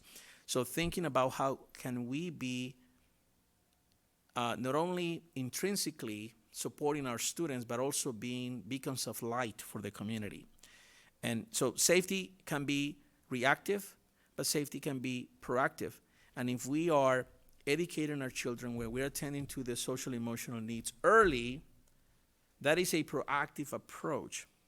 If we think about 5 years from now, if our graduation rate is not where it needs to be, well, and we don't give the kids the options to go a career or college, well, they don't have any options. They're going to find an option. And unfortunately, we know those options are not the best options, and that can turn into something different. So thinking about the 5-year plan, I think there's a lot of opportunities if we build trust, if we think about the physical, mental, and emotional safety of our students. I also believe in quality of instruction as a priority. I know we can be the best district in the state of Montana. Out of the top 50 schools in Montana, only 3 are Billings schools. The highest performing school in Billings is 16 in the state. That shouldn't be the case. Special education students performing way lower than anybody else. If you're diverse, that seems to be a curse. Yes, we love you, we hug you, we believe in you, we encourage you, but somehow the system is not the teachers. It's the system. Somehow our system is not generating those results for our children. So I believe in quality of instruction, and it's not remediation. I'm not talking about remediation. I'm talking about pushing every child to their highest potential, so they can have an option that is college or career option. And also I believe that a great priority is retention of teachers. I think that we need to do a better job creating pathways with the university. I mentioned some of that. There's a lot of ideas that I have written on my notepad and things that I have shared with other community members. But I believe that if we don't address how we compensate teachers, and by teachers I mean our support personnel, our cafeteria workers, our custodian personnel, we need to do a better job. We have to find ways. And I know it's easier said than done, because as Trustee Santala just mentioned, we have tremendous budget issues. But I have to have the opportunity to at least see what is inside, because this is what I notice. People want to look outside. Oh, the legislature, how we're being funded. Well, can we look inside first before we jump to that? And can we have the ability to look inside?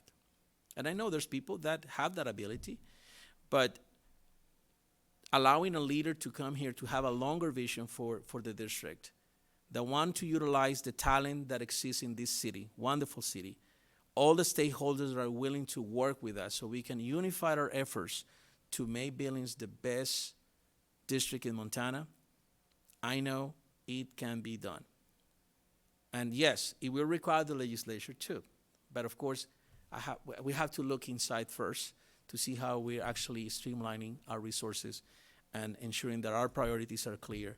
And those priorities should be around student achievement, student success, and opportunities for our children. Again, let me thank you for coming to talk to us.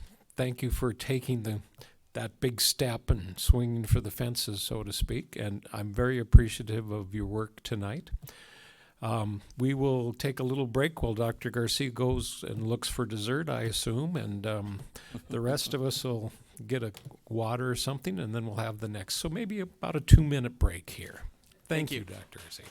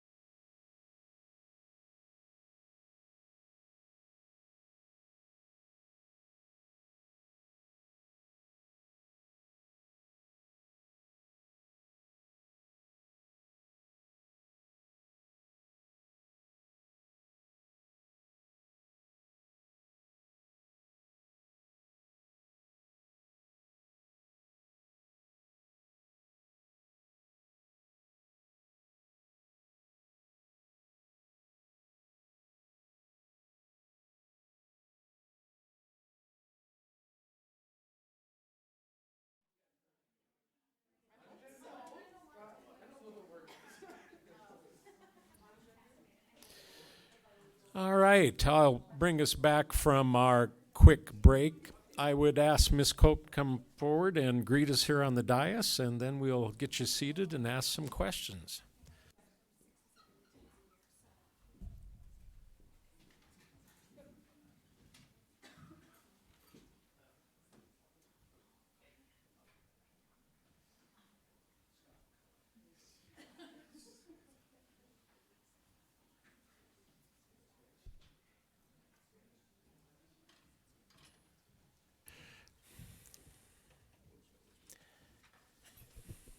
I should have brought my glasses, shouldn't have I? Thank you for joining us tonight, and we are very appreciative of the fact that you have gone through this process and hung with it. Tonight will be much like the other two, or the other interview we've had. Our clerk will read the questions, but there will be some follow-ups from trustees, and they will break in when appropriate. So we'll turn to question number 1, Mr. Van Nuys. Okay, Ms. Cope. Question number 1. Please share with us your knowledge of and experience with the professional learning community model. How do you keep people engaged in implementing PLCs? Absolutely. I'm assuming this is on? Yes, perfect. So the PLC is right near and dear to our heart. This is something that beginning in 2012, I believe, we started really embarking on the PLC journey in our high schools. And at that time, I attended a PLC Institute so that I could learn from the best and the brightest, the DeFores, Rick and Becky, who have since passed away, but their work has become seminal work in this very important instructional framework. And the company that they started, Solution Tree, is still thriving and vibrant today. And we have every year brought in experts in the field of PLCs in this framework to Billings Public Schools in what we call a Summer Institute. And prior to the Summer Institute, hosting 1- and 2-day workshops for our staff, our administrators, and our teachers, because what we have found is due to our needs in improving our student academic achievement, we needed a systems approach that made sense, that was evidence-based and grounded in research, and the PLCs provide that framework for us. It provides the tight and the loose systems that I've talked about in my previous interview, where the systems are tight on the end of looking at our state standards and unpacking them and to what we call critical concepts. And from there, we have built proficiency scales, we've built pacing guides, years at a glance, so that we have a guaranteed viable curriculum, so that regardless of what school a student is at in that grade level, they are receiving the same instruction on and to match those critical learning skills. What we don't want is we don't want the roll of the dice for a student on what they may or may not be learning if they're in 3rd grade. We ask that the teachers do their very best to stay within a reasonable time frame with that year at a glance, and so that provides that guaranteed viable curriculum. On the other side, so that's at one side of the bookshelf that's very tight. On the other side, we have our data assessment that is also very tight, and an expectation, as well as the common unit assessments, where the teachers are looking at their results and using that data.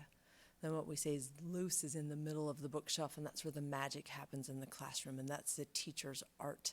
That's their expertise and their forte. And within that, there's using strong pedagogical skills of instruction, and then also using different types of formative assessment, which can just be conversations, quick checks, as well as more summative type of assessments, unit tests, chapter tests, etc. And then having that collaborative time. We made a big shift in the Billings School District when we implemented the early outs. And I think it's really important that we understand that that at one time was student instruction time, and now we're using it for teacher learning and looking at data. And we have to take that time very, very seriously.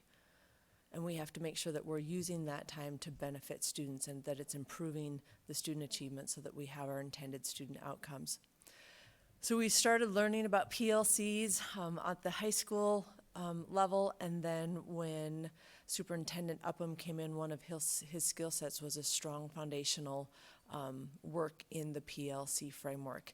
And under his leadership, we were able to implement a very strong system bring the elementaries into that. We had elementaries that were dabbling in it, but we didn't have a strong system for them.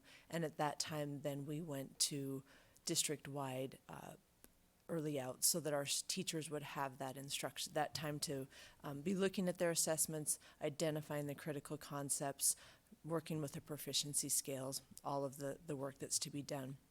That's sacred time. That is not time to be planning for homecoming. That is not time to be planning for a field trip.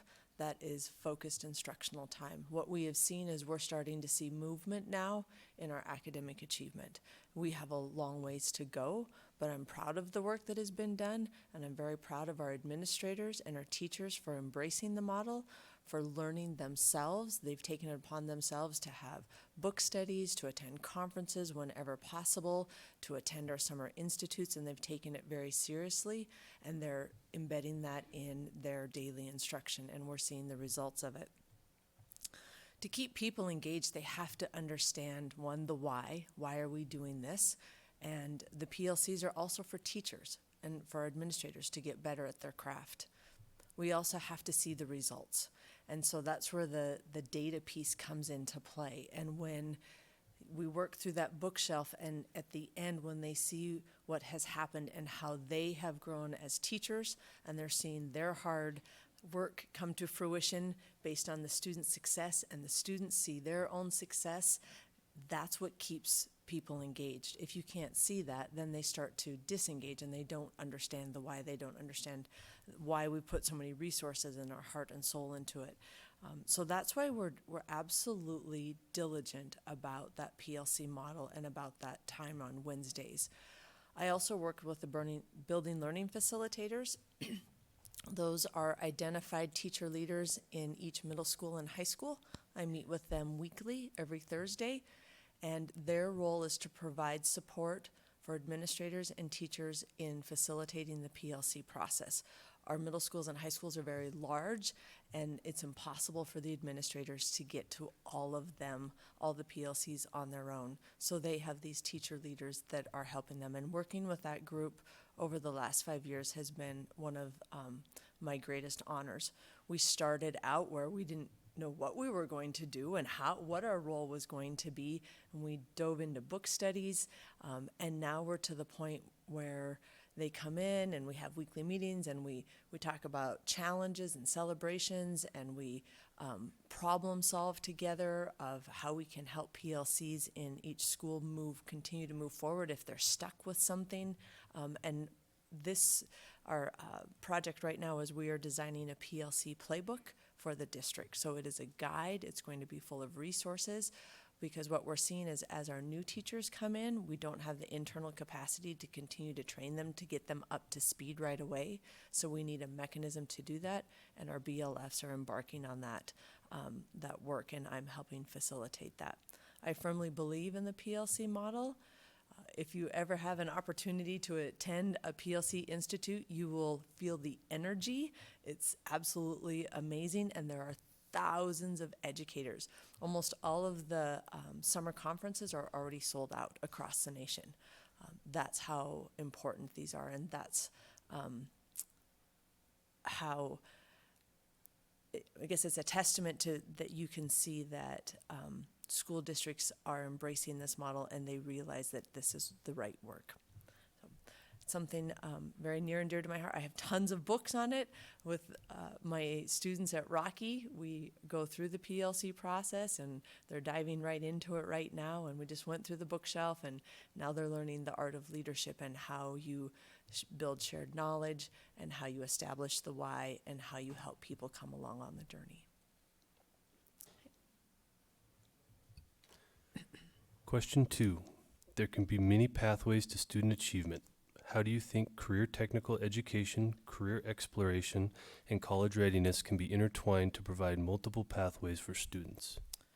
Yeah, this is very important, and I think that student achievement, not only are there many pathways to student achievement, there's many ways to assess student achievement. And we have our typical summative assessments with our NWA, our Fast Bridge, Smarter Balance, pre-ACT, ACT, all of those mechanisms. But there's also another mechanism in this in the career pathway field, which is very important. We've begun this work, and it started many years ago under the leadership of Superintendent Bauk and his vision, and Lou Anderson at that time. And I was able to be a part of that beginning work of identifying pathways, identifying the relationships and the partnerships in the community, and begin to leverage those and map those out. And we worked very closely with board committees on that, and lots of wrestling with documents and trying to identify what does this mean and which pathways are we invested in and where do we want to allocate our resources. We conducted surveys with parents and with students to find out what they wanted and what they needed, and the programs that we had in place, how could we leverage them.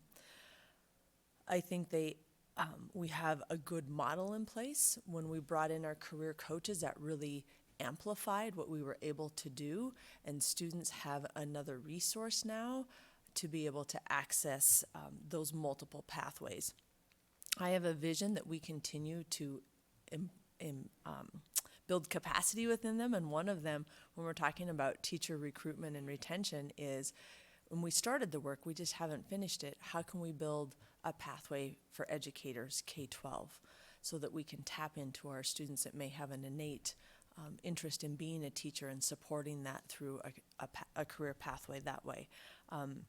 The work that we're doing with Future Ready is phenomenal.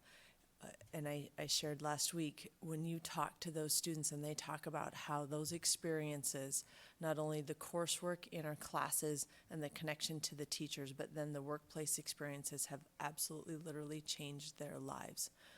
Some of them are having to, now they're providing for their families. That's a mechanism for them to do that.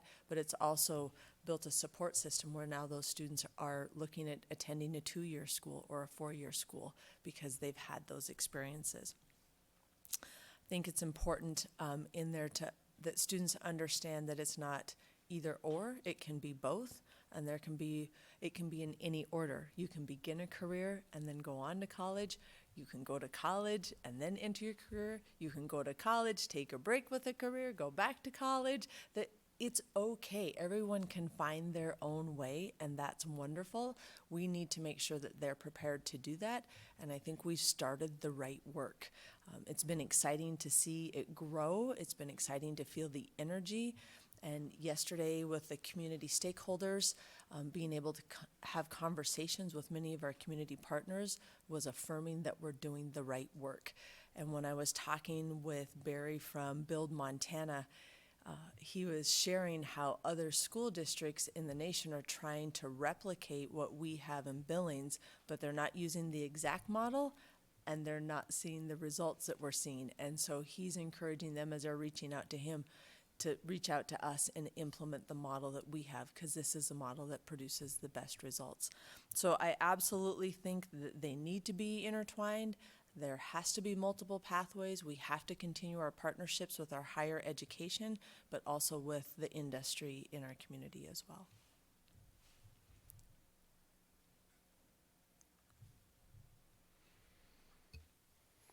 Okay, third question. What experiences have you had working in a community of diverse individuals and groups? Specifically, from what you know, what does diversity look like in Billings Public Schools, and how would you address issues of equity and inclusion? Billings is changing. Our demographics are changing, and in the last 18 years that I've lived here, I have seen that. And it's been fun to have the opportunity to work with diverse individuals. We're starting to see more diversity in our teaching staff, which has been wonderful. We're seeing more diversity in all of our work sectors, and we're starting to see more diversity within our schools. And diversity can mean many things. It can be socioeconomic, it can be racial, it can be a variety of different ways of looking at people, just their own skill sets that they bring. What I see when I visit with our ESL teachers, they're commenting on how they're seeing more students who are English is a second language for them, and how we have to build our capacity to be able to address that. We're behind on that. It has happened very quickly, and so we have some work that we need to do there. We have two passionate teachers that have become experts in this field, and they have great ideas about how we can continue to address the academic side of our diverse learners and our learners with English as a second language.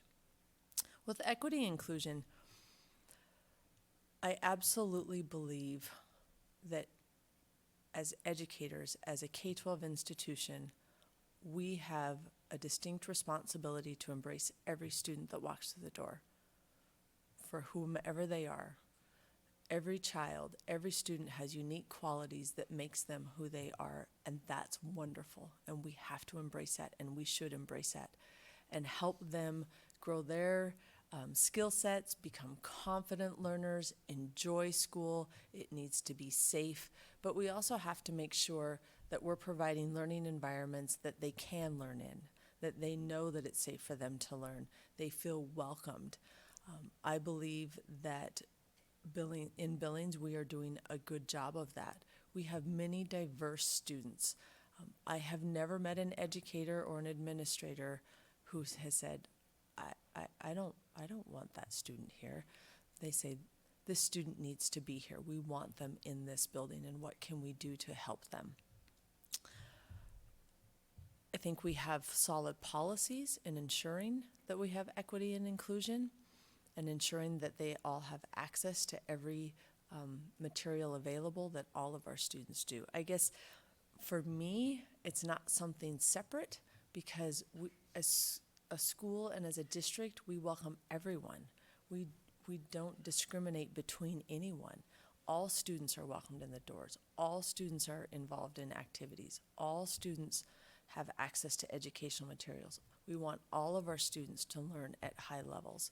We do need to be in touch with the unique cultural diversity, and we know that with our Native American students, and we've come a long ways in making sure that we understand their cultural nuances, and we need to make sure that we have a good understanding of all other cultural nuances as well, and embrace that and learn from that, and also have people learn from us as well, which is a good thing, right? And sharing and enjoying that rich cultural tradition that is present, and that's what makes schools healthy.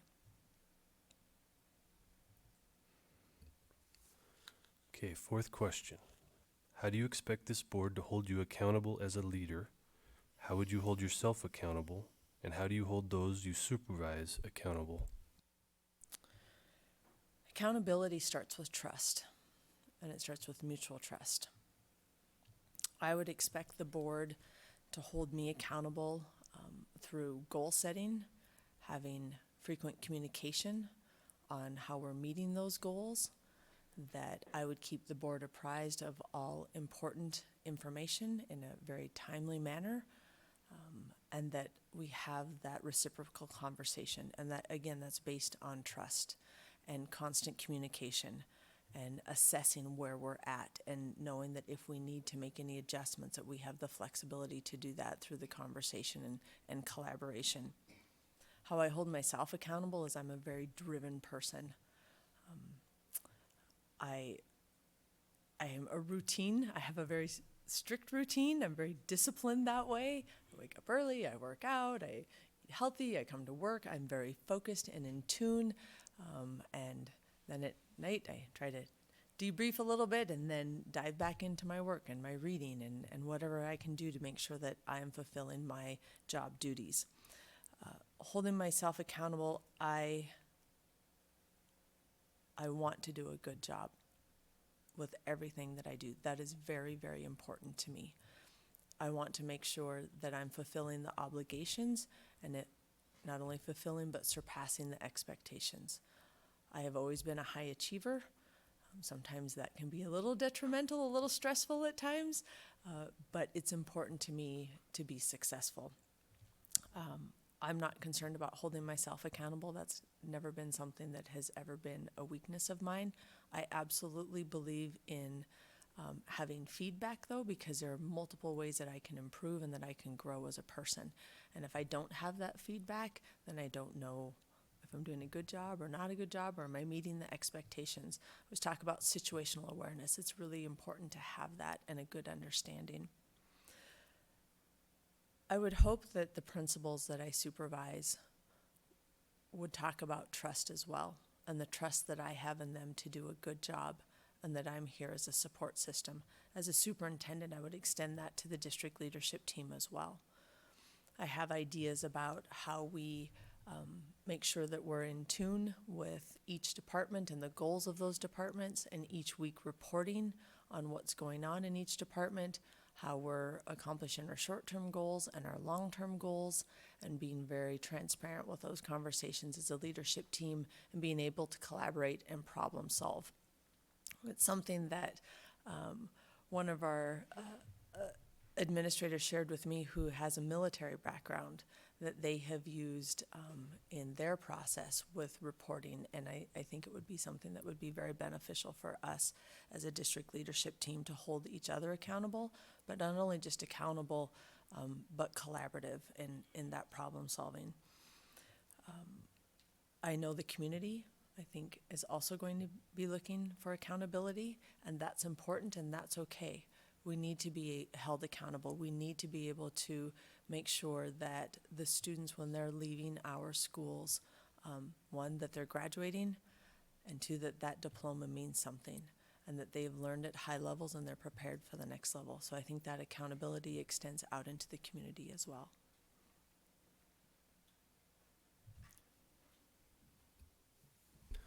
Question number 5. In our prior interview, you told us a bit about how you would go about strategic planning. How would you ensure that it is a transparent process that stakeholders understand and buy into? So first of all, I think we would have to establish what that process is, and that would be something that in a strategic planning session or sessions, work sessions, that as the board, we look at that and we examine what is that process, and we settle on a model and we stay with it. It's very important to make sure that we have the stakeholder communication and input, and not just from a few, but from our entire community, and that it's representative of the entire community, not just specific sectors of the community.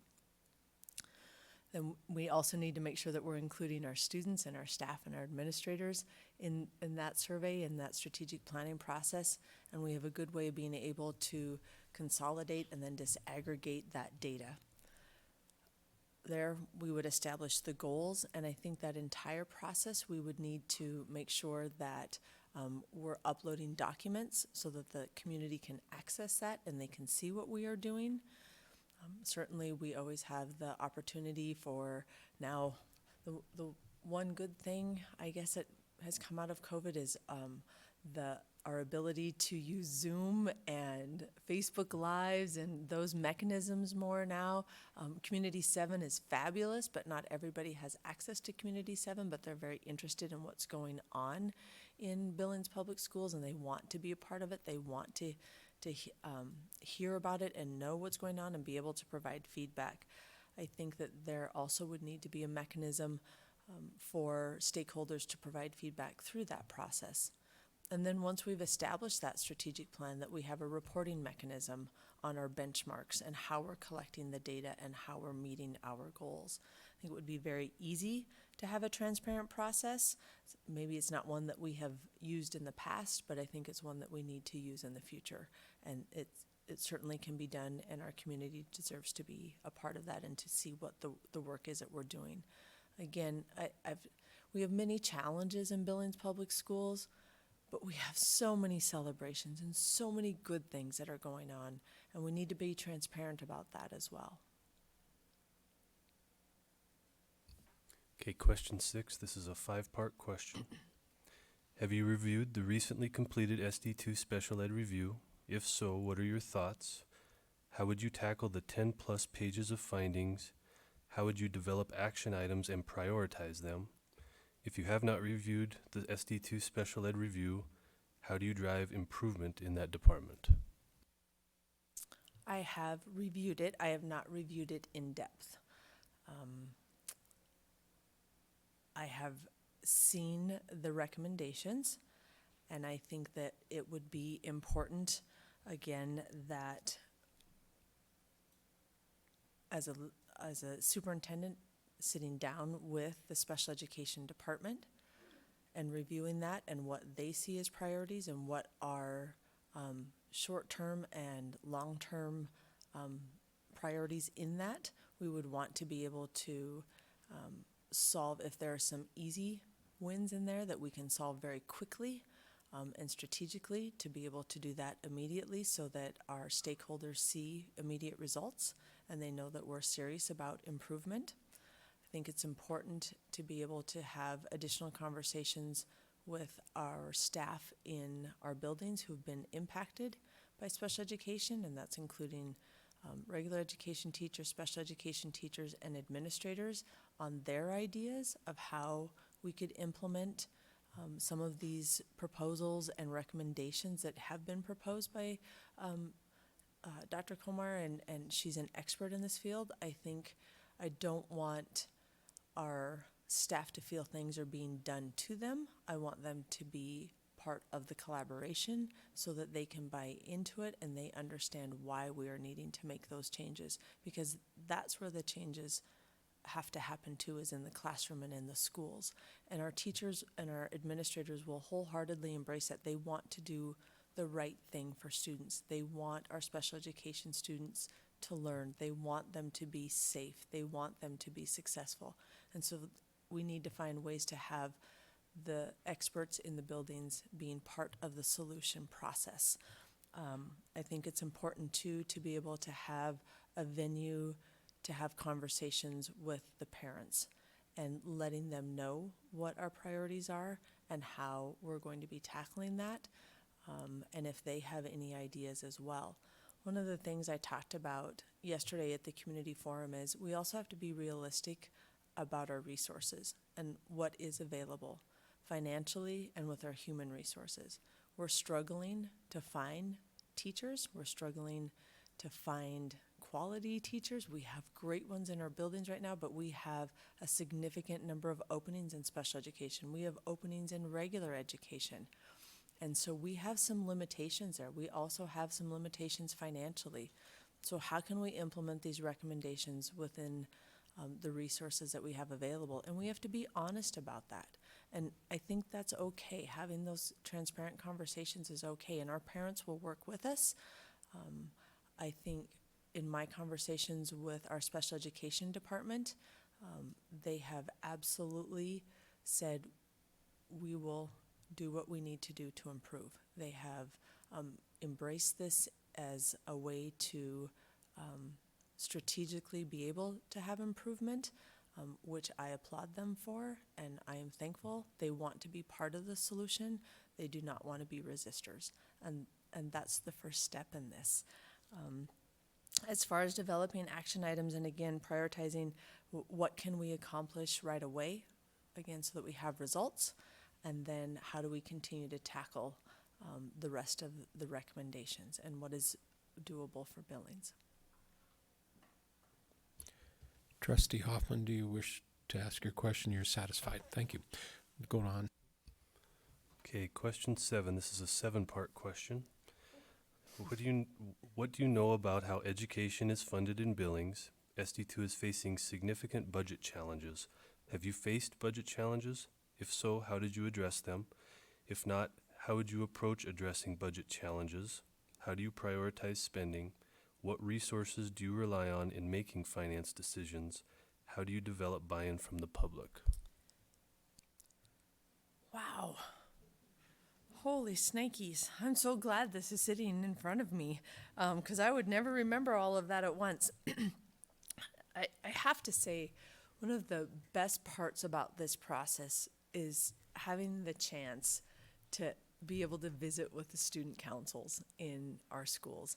And they were just wonderful, wonderful young men and women, and so inspiring and mature, and the questions that they asked were thoughtful and they were right on point. It was absolutely phenomenal. And I told them, I said, you inspire me and you bring me hope, which is wonderful. And I know that when I'm old, our community is in good hands with with young men and women like you. This is going to be great. Just so positive. They wanted to know about the finances. They're hearing about it, and I thought that was very insightful. What I shared with them, I said, well, school finance is very complicated. It's like an entire semester course for administrators. And I said, and if you ever own your own business, if you run your business or try to fund your business the way school funding works, you will go bankrupt very quickly. And they started laughing about that. I know a lot about school funding. In the state of Montana, it's the funding mechanism is the same. I think that, excuse me, our AA districts are at a disadvantage due to the decrement, due to the way buildings are funded or lack thereof. I think that the funding mechanisms have not kept pace with the expectations of K-12 education. I apologize. I'm still getting over whatever I got 3 weeks ago now.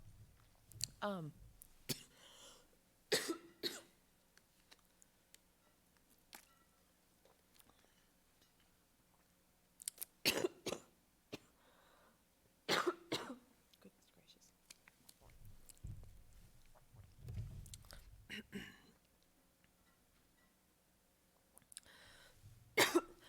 Okay, let me get my thoughts here. I haven't coughed all day. Jeez, I've been doing well.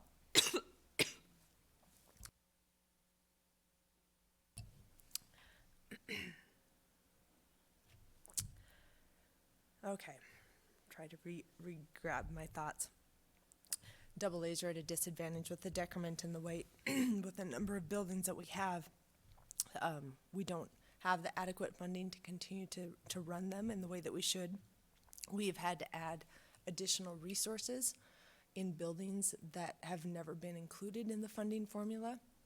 School nurses, SROs, and et cetera. And they're very important. We need those positions. We need those people in our schools. But the funding mechanism never took that into account. The funding mechanism hasn't taken into account the needs of our special student, our specialized students with gifted and talented, with special education, with 504. 504s are completely an unfunded mandate, and students need those accommodations.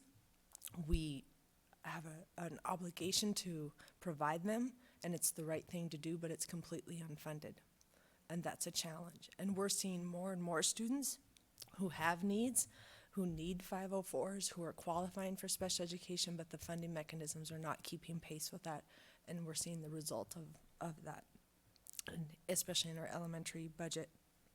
We do have significant budget challenges. I commented before that in, was it 2018, when we identified the first budget shortfall of $4 million. I'm gonna laugh a little bit. Craig was new, and when I got the information, I said, no, he's still learning school finance. This isn't possible. No, he just misplaced a comma, or he didn't read the budget sheets right. And then when I sat down with him, we started peeling back the layers of the onion, and I said, oh yeah, you got this right on, and you didn't make any mistakes. And it was not a pleasant experience, and I'll never forget the feeling that I had when we identified the structural deficit within our elementary budget and really grappling of how we were going to solve that. As an administrative staff, we made recommendations to the board. I have to say that a good outcome of that was with our music department. We had made some recommendations to change our elementary music program, and our music teachers and parents came up with an alternative solution, and we met with them, and we listened to the solution, and we arrived at a compromise, and we were able to build actually a better program. I met with our music coordinator last week, and we were talking about it because she was part of that solution and that group that came forward. And I said, Amy, I was so impressed with the work that you guys did, and that you approach this in a very proactive way, in a solution-oriented way, because that's how I approach problems. And she said, you know what, Brenda, I think we have a better program now because that forced us to look at it differently than we had before. We have more students now involved in our music program because we had to restructure it. So good things can come from very tough decisions, and that was a good lesson that I learned. I shared when we zeroed out the budget to get back to our balance, we had to eliminate 38.6 FTE right in there. We worked very hard to make sure that folks did not lose their job, but they may have been transferred into a new position, or they may have chosen to retire. And then through attrition, we also didn't fill some positions. I had to meet with every teacher group and explain to them what the situation was and what the plan was, and that some of them would be transferred or positions could be eliminated. We had consolidation in my own office. I had to let my administrative assistant go. It was a very personal conversation. That was hard. But we did it because it was the thing that we had to do. Now we're facing that again, and even more so. And so in looking at that, I think it's important that we have a collaboration with the board, with our schools, with our administrators, of what they see as potential savings and efficiencies that we could have. We need to look at our programming. I think it's important that we make sure that we have a rich educational system, that we have multiple opportunities for our students, but are there efficiencies in different models that we can look at? And we have to begin to tackle that. We have a middle school administrative group that's going to come together to start exploring, are there more efficient models within the middle school that we need to consider? We may or may not. We may find out that the model we have is the most efficient model, but we want to dive into that to look at it. So when I'm talking about how do you address that, we have to start looking for that. When we look at the cuts that we made previously, we cut deep and we cut hard, and so I don't know what else is left without impacting student achievement and learning, and that's concerning to me. And so we're going to have to come together, and the budget committee that the board has, I'm impressed with that committee. We have board members, staff members, and community members on there who are have knowledge of school funding and our budget, and they're working to also identify solutions, and I think we can work collaboratively on that. And then we have to figure out long-term fix. We can't keep doing this every couple of years with this panic and, oh my gosh, we're going to have a budget shortfall, and what do we do? And we need a long-term solution. The resources that I rely on, so to prioritize spending, make sure I don't skip any of these 7 questions here. To prioritize spending, of course, it goes back to that strategic plan, what I talked about last week. We need to identify what our goals are so that we can properly allocate our resources in supporting those goals. So that's how I prioritize spending. And spending has to make sure that we are having improved student outcomes, and what does that look like? The resources I rely on, certainly our business department. They're very knowledgeable. They produce solid numbers. They're able to share different scenarios, and they're the experts in that. It's important that we ask questions and that we seek to understand and bring new perspectives to that. I think asking questions is a good thing. That's very healthy. That is not being judgmental. It's being thorough. And there have been lots of conversations that Craig and I are in, and I'll ask him a question, and he'll be, well, I hadn't thought of it that way, but let's look at it. Or he'll ask me a question, I'm like, that's a good idea. Let's look at that. And so continuing to have those conversations and really having a deep understanding of what the budget looks like and all the nuances on it are very important in relying on our business department. The buy-in from the public, that's always a challenge. I think our general population, they don't understand how schools are funded because, again, it defies all logic. they don't understand that we're working at 80% we're working at our base, 80% of our base budget. We're not working at 100%.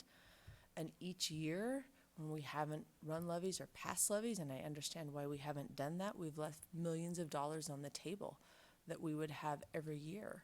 And perhaps if we had been able to consistently pass levies, we wouldn't be facing this budget shortfall to the extent that we are, or perhaps not at all.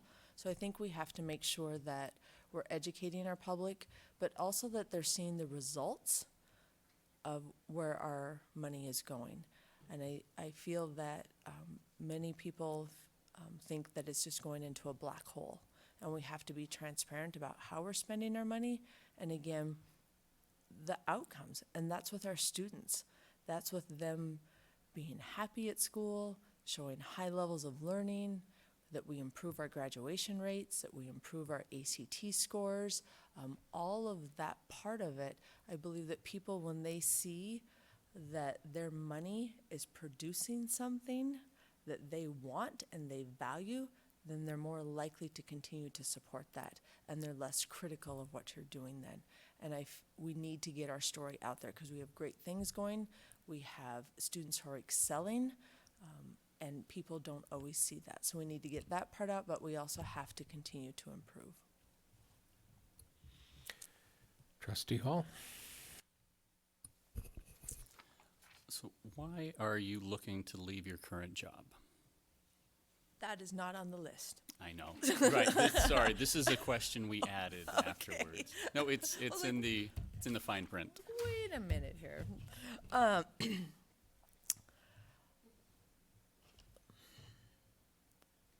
not looking to leave my current job because I'm unhappy. I'm looking to leave my current job because I believe in Billings Public Schools, and I believe in the work that we have done. What I bring to the table is continuity and consistency after a very challenging time. I know the district. That can be good and bad. But I believe in the district. I believe in the people in this district, and I'm committed to this community. I believe that this is the right time for me to be able to make this step. I'm 28 years into my career, and it has been just an amazing journey, and I'm ready for that next step. I know I have not been a superintendent in 12 years, and my superintendency experience was in a smaller district, but spending 12 years in Billings and working with great people and knowing the inner workings of the district and being highly involved in passing bonds, levies, being in all of the financial conversations, being a part of the leadership team, attending all of our board meetings, attending every board committee meeting for 12 years. And the list goes on and on and on of how I have embedded myself in the workings of the district. I have a good understanding of that, and I'm prepared for this next step. Billings Public Schools, again, meeting with the students affirmed that we're doing a lot of really good things. Our graduation rate is starting to improve. I was looking at our MSU rates, remediation rates, and they're decreasing. That's what we want, where our students who are going to college, the percentage of them having to take remedial classes is decreasing. That's a celebration, that's a win. We have good things going on, and I want to see that through. Mr. Van Knight? Okay, the eighth and final question, it's a two-part question. After talking with us last week and tonight, what haven't we asked you about that you think it's essential for you to share with us? And the second part of that question, do you have any questions for us? Well, most of you know me pretty darn well. Jen and I spent time on the Hill together a few weeks ago, tromped through some snow. I've been able to work with all of you in committee work. Mr. Von Langen, I haven't had an opportunity to work with you as closely, and Dr. Santella just coming onto the board, but I look forward to that. I think you know me. You know that I'm committed, that I'm honest, that I care about students, I care about teachers, I care about administrators, and I care about parents. And the heart of an educator is one that can never be taken lightly. So I don't know if there's anything else about me that you want to know. I'm full of energy. Right now I just kind of want to jump up and get some laughter, and I'm trying to be very composed and professional. I have a lot of passion for what we do. I do have a couple of questions for you, if we can jump into that. Is that all right now? Okay. So when we're talking about some of the challenges, and you've identified them in these questions, and they came up quite frequently with the stakeholder meetings that I was in, the student achievement, retention and recruitment of staff, the financial stability, and then school safety as well. I'm curious as what you see your role as a board in helping us as a district and the district leadership to be able to address those challenges. Trustees, Trustee Larson first. Simply, I feel like my role is to connect the community to the district, to be the middleman, to give you feedback, to give the community feedback, to help share our stories both ways, to be able to support both the community and the district as well. Excellent, thank you. The trustees, other comments? Apparently, Trustee Tarakitis. Well, I think our role is, we're really wonderful as a species, creating as much complexity as we can possibly We're very good at that. handle and beyond. And I think it's our role is creating that connectivity with the community, but also trying to establish and follow policies that keep the bigger business out of the way of the educators and people who are taking care of kids every day. The buy-in from the community is hugely important, but there's professionals that are running the day-to-day with our kids, and they don't need to have additional things added to their plate that aren't necessarily related to how they're putting education out with our children every day. So I think it's, again, staying at that high level and finding the ways to solve some of these problems that have been identified, because they start way above us, and we've got to figure out how to filter through that so people can keep doing the jobs they were hired to do. Yep. Excellent, I appreciate that, thank you. Trustee Larson. Can I add to as well? Absolutely. I think also to be able to help drive the strategic plan of the district, to help, I guess, tell that story as well and communicate and help develop that and reach those goals, to do the work that we can do as well to help with that. Excellent. Anything else? I have a couple other questions if. Fire away. Okay. How will you communicate and support the superintendent and district leadership? Trustees.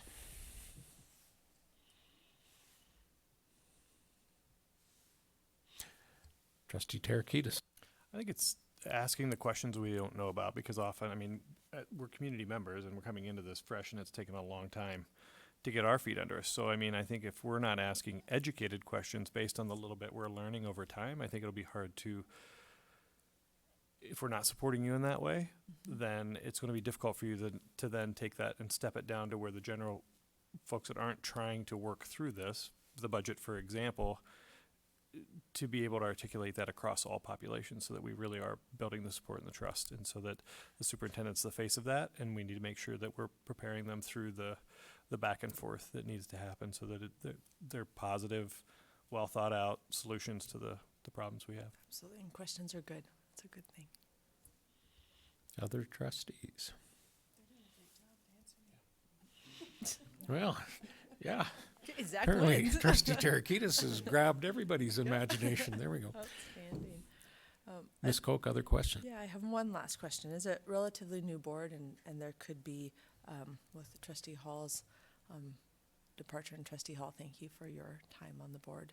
It's been a pleasure working with you. We're going to have potentially one new member and maybe more, maybe not, depending on how the elections turn out.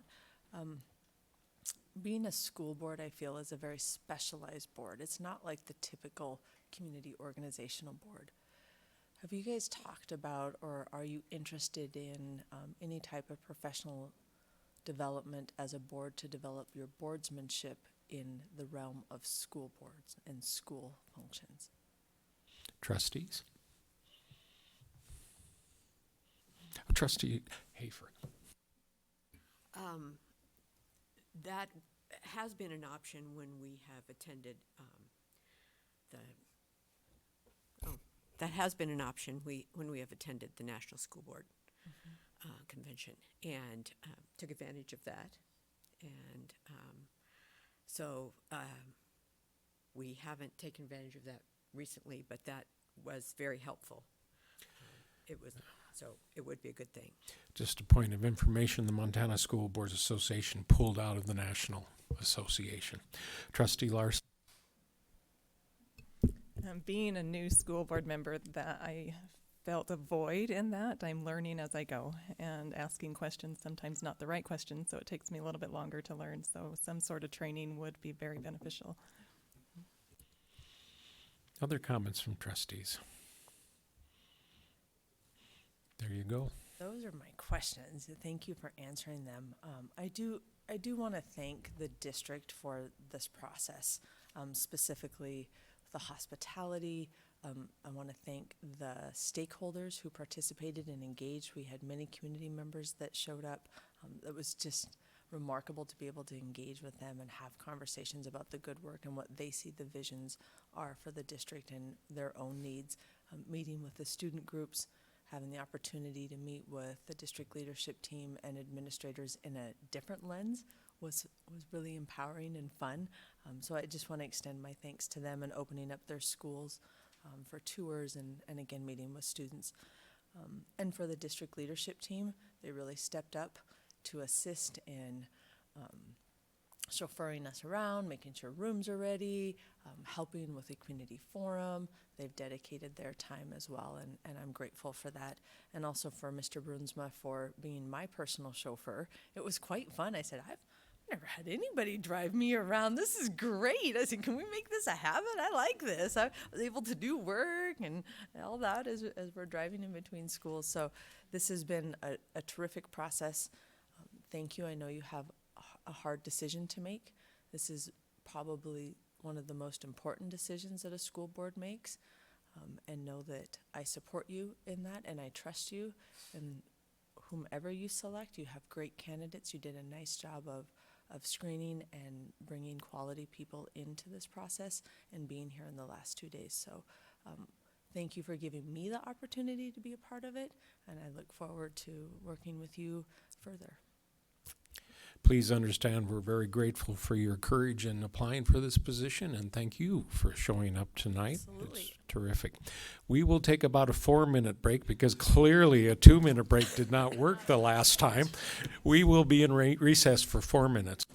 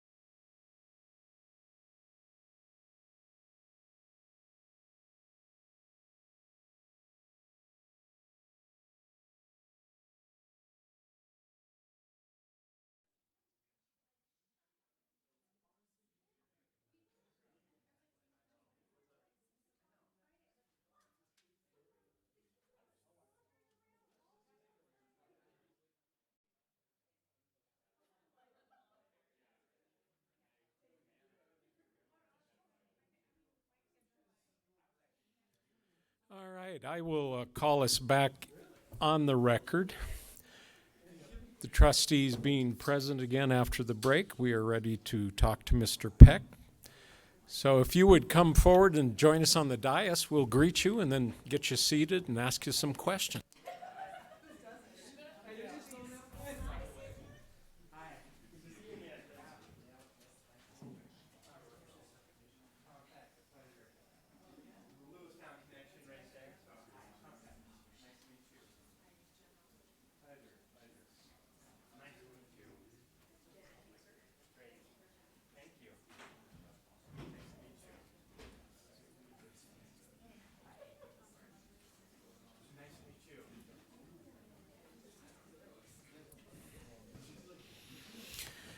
All right.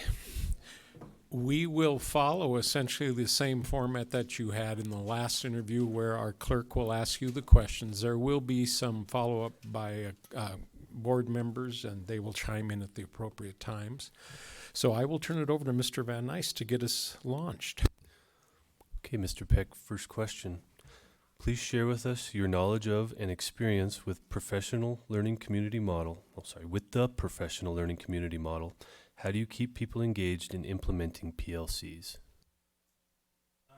So we use PLCs in different, in our elementaries, and we also have, am I on now? Okay. We use PLCs through all of our, we have 3 different elementaries in Lewistowns, and they have PLCs through their grade level meetings. And then in the junior high and high school, they have PLCs according to their content areas. And then as a leadership team, we also have PLCs. Our PLCs are definitely structured by the staff themselves. It's not very top down. In fact, all the principals and administrators really don't have a lot to do with that. We ask for them to take minutes, and so we know they're actually engaging and discussing about things. Our PLCs, to be honest with you, again, relate back to personal growth and a growth mindset, not necessarily educational issues. We really feel that when people grow personally, that makes them better teachers in the classroom, but it makes them better mentors and role models for kids. So we feel that that growth mindset and that personal growth is more important than discussing educational issues. Okay, question number 2. There can be many pathways to student achievement. How do you think career technical education, career exploration, and college readiness can be intertwined to provide multiple pathways for students? This morning, the first place we toured was the Career Center. That is what education should look like. I was super impressed. That is amazing. To be honest with you, I've kind of said this early in other interviews, but I think education in general is at sort of a crossroads right now. Old school thought is, we would teach kids to try to come up with the right answer. And, with Google and ChatGPT now and artificial intelligence and stuff like that, kids can get the answer in seconds, right off their phone, right? So I think we're actually, especially at the upper grade levels, junior high and high school levels, education's now at a crossroads where instead of kids coming up with the right answer and teaching them to come up with the right answer, we need to start teaching them to come up with the right question. And what I saw today out at the Career Center, those kids are asking themselves questions and how to solve problems and how to fix things, and everything is very hands-on. It was very collaborative. Everything was in small groups or big groups. They were trying to be very creative. There are a lot of people had, different things, and what I really saw was intense learning. And that's really what education should look like. Later on, we visited a middle school, and we went into a science classroom. And again, they were working on gears and putting together a model. That is so much better than going through a lecture or a textbook and answering questions out of a book. So to me, career CTE programs are actually going to direct our other programs and our college and career readiness skills. So I think that we're actually at a crossroads with that. And again, Billings needs to really highlight that career center. That is the best career center I have ever seen, and it's the best, I believe, in the entire western half of the United States. I was so impressed with that. And then as far as college readiness and that kind of thing, we screwed up, I think, in the early 2000s, where we were basically telling kids that, you got to go to college, you got to go to college, you got to go to college. And that was sort of like the one option that kids felt like they had to go to college. College isn't for everybody. And we lost a lot of kids. And I think we're paying for it right now. If you look at those, job ads and what we're starving for, it's not necessarily lawyers and really high-end career, college type education programs. It's the plumbers, electricians, it's the mechanics, it's the welders, it's those kinds of things. And even in the medical field, right here in Billings, those type of career or CTE type programs, those are the ones that are working in your hospital. Again, getting back to that career center, you have a thoracic surgeon. Now think about that. You have a thoracic surgeon teaching high school kids how a surgery operates and how an operating room works. And it's not just about the anesthesiologist or the surgeon. There's a whole team there that helps make that surgery successful. And if kids can learn those kinds of things in high school, that's incredible. That's really what education should look like. And then as far as college readiness, I think we're pretty good at that. I think we've always been pretty good at that. And I don't think Billings Public Schools is any different. When you offer a lot of dual credit and AP classes and you're challenging kids and that kind of thing on those upper level classes, and you're forming those partnerships with colleges and universities, those kids they're gonna do fine in college. They're gonna do great. And I think we've done a pretty good job on that for a long, long time. Okay, question number 3. What experiences have you had working in a community of diverse individuals and groups? Specifically, from what you know, what does diversity look like in Billings Public Schools, and how would you address issues of equity and inclusion? I love this question because, diversity and equity and inclusion, this is a life experience for me.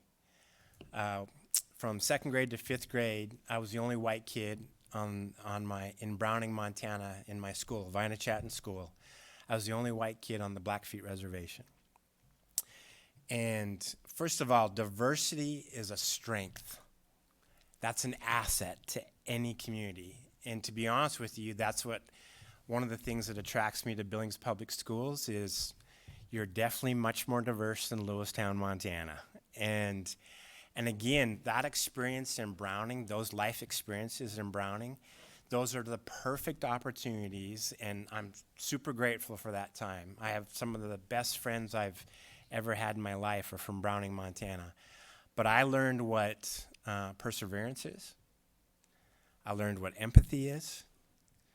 I learned what resilience is, because I learned a different culture and a different way of thinking. And that different culture, me being different, I've learned that people being tolerant and, being accepting to me. And I'll be honest with you, my family had some pretty poor perceptions going into Browning. And they just kept giving us chances. And I think that's what every school should do, is keep giving kids chances to be included and to be treated equitably and to learn and learn those other kinds of things that you don't necessarily learn in the classroom. We had another great meeting today with Billings Senior Student Council members, their executive board. Billings Senior is the most diverse high school in Montana. They're very proud of that. That's the way it should be. Again, those Billings Senior kids have recognized that there are lots of different ways to view the world, and we can all learn from those different viewpoints, and they make us all better. And those are things that you aren't going to show up on a benchmark or a standard. But that's something definitely you can learn in school by being exposed to different diversities and cultures and races and religions and those types of things. So it should always be a strength. You know, Montana is, you know, our largest minority group is Native Americans. I was a superintendent in Box Elder. I'll never forget this. My last year in Box Elder, small, Class C school, but I'll never forget this number. We had 444 kids, K-12. 4 of those kids were white. And what I learned in Box Elder, they are remarkable people. They made me a better dad. They made me a better educator. And I am forever grateful for being exposed to that diversity.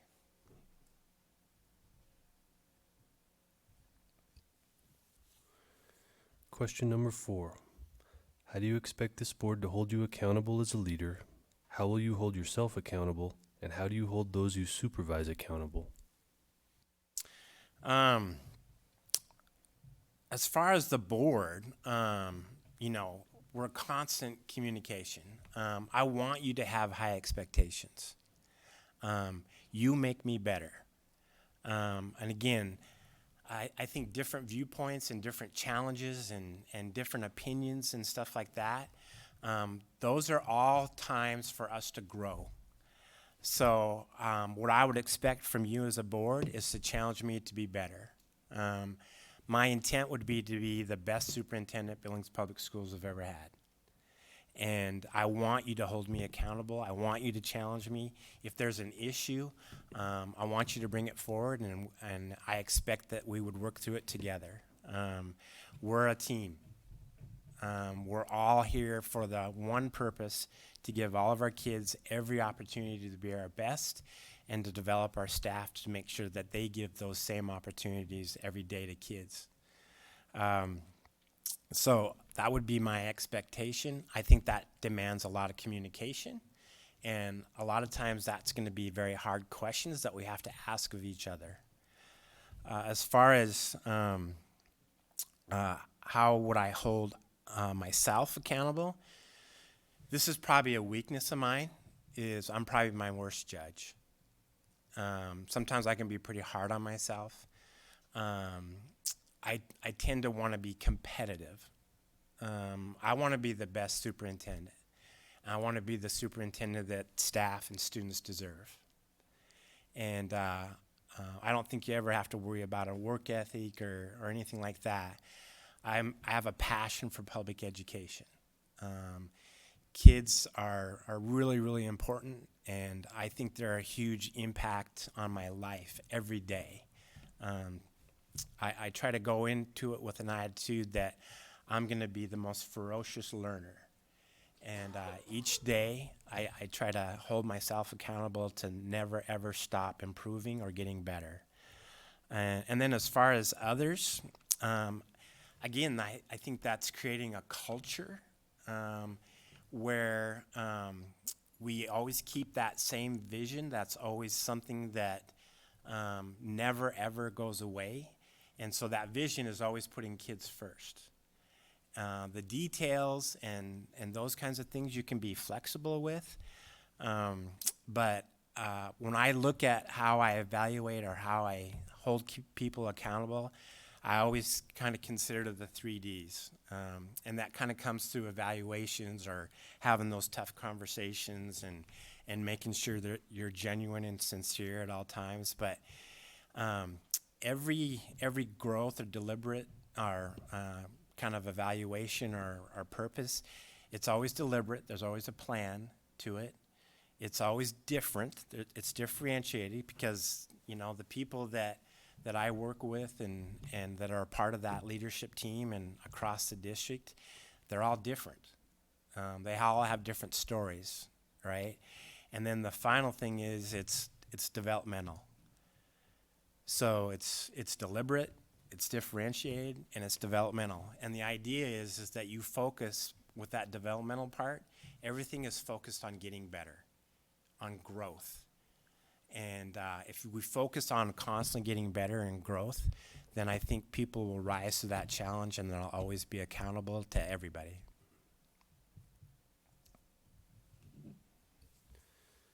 Question number 5. In our prior interview, you told us a bit about how you would go about strategic planning. How would you ensure that it is a transparent process that stakeholders understand and buy into? You know, I kind of went on your website and I don't see a strategic plan. So to be honest with you, that strategic plan starts with the board. You're the ones that give us the mission and the vision. And I first start working with the board to make sure that we kind of have very similar and a common vision, and we can kind of build that from consensus. And then from then on, you bring in all the stakeholders. And so that includes parents, that obviously includes staff, but that includes community partners and business partners, and that also includes kids. Kids are a part of that strategic plan. And then when I take all those stakeholders, again, we go back to that mission and vision, and we try to align everything first according to that vision. That's the what. And then I believe the mission is the how. And then those core values that all play into that, each one of us play a role in that strategic plan.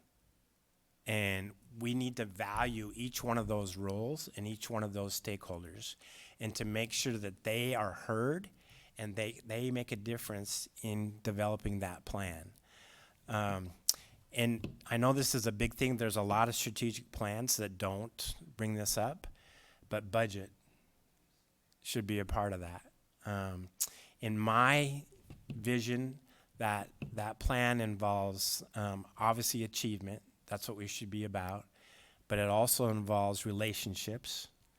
I really feel that relationships is where it all begins. And it involves partnerships with those stakeholders. And equity and all should play a part of that. But then budget is also a big part of that.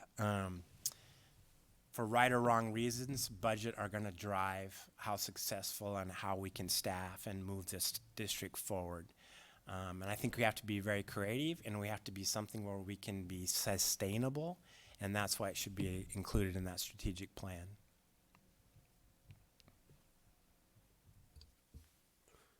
Question number 6. It's a 5-part question. Have you reviewed the recently completed SD2 Special Ed Review? If so, what are your thoughts?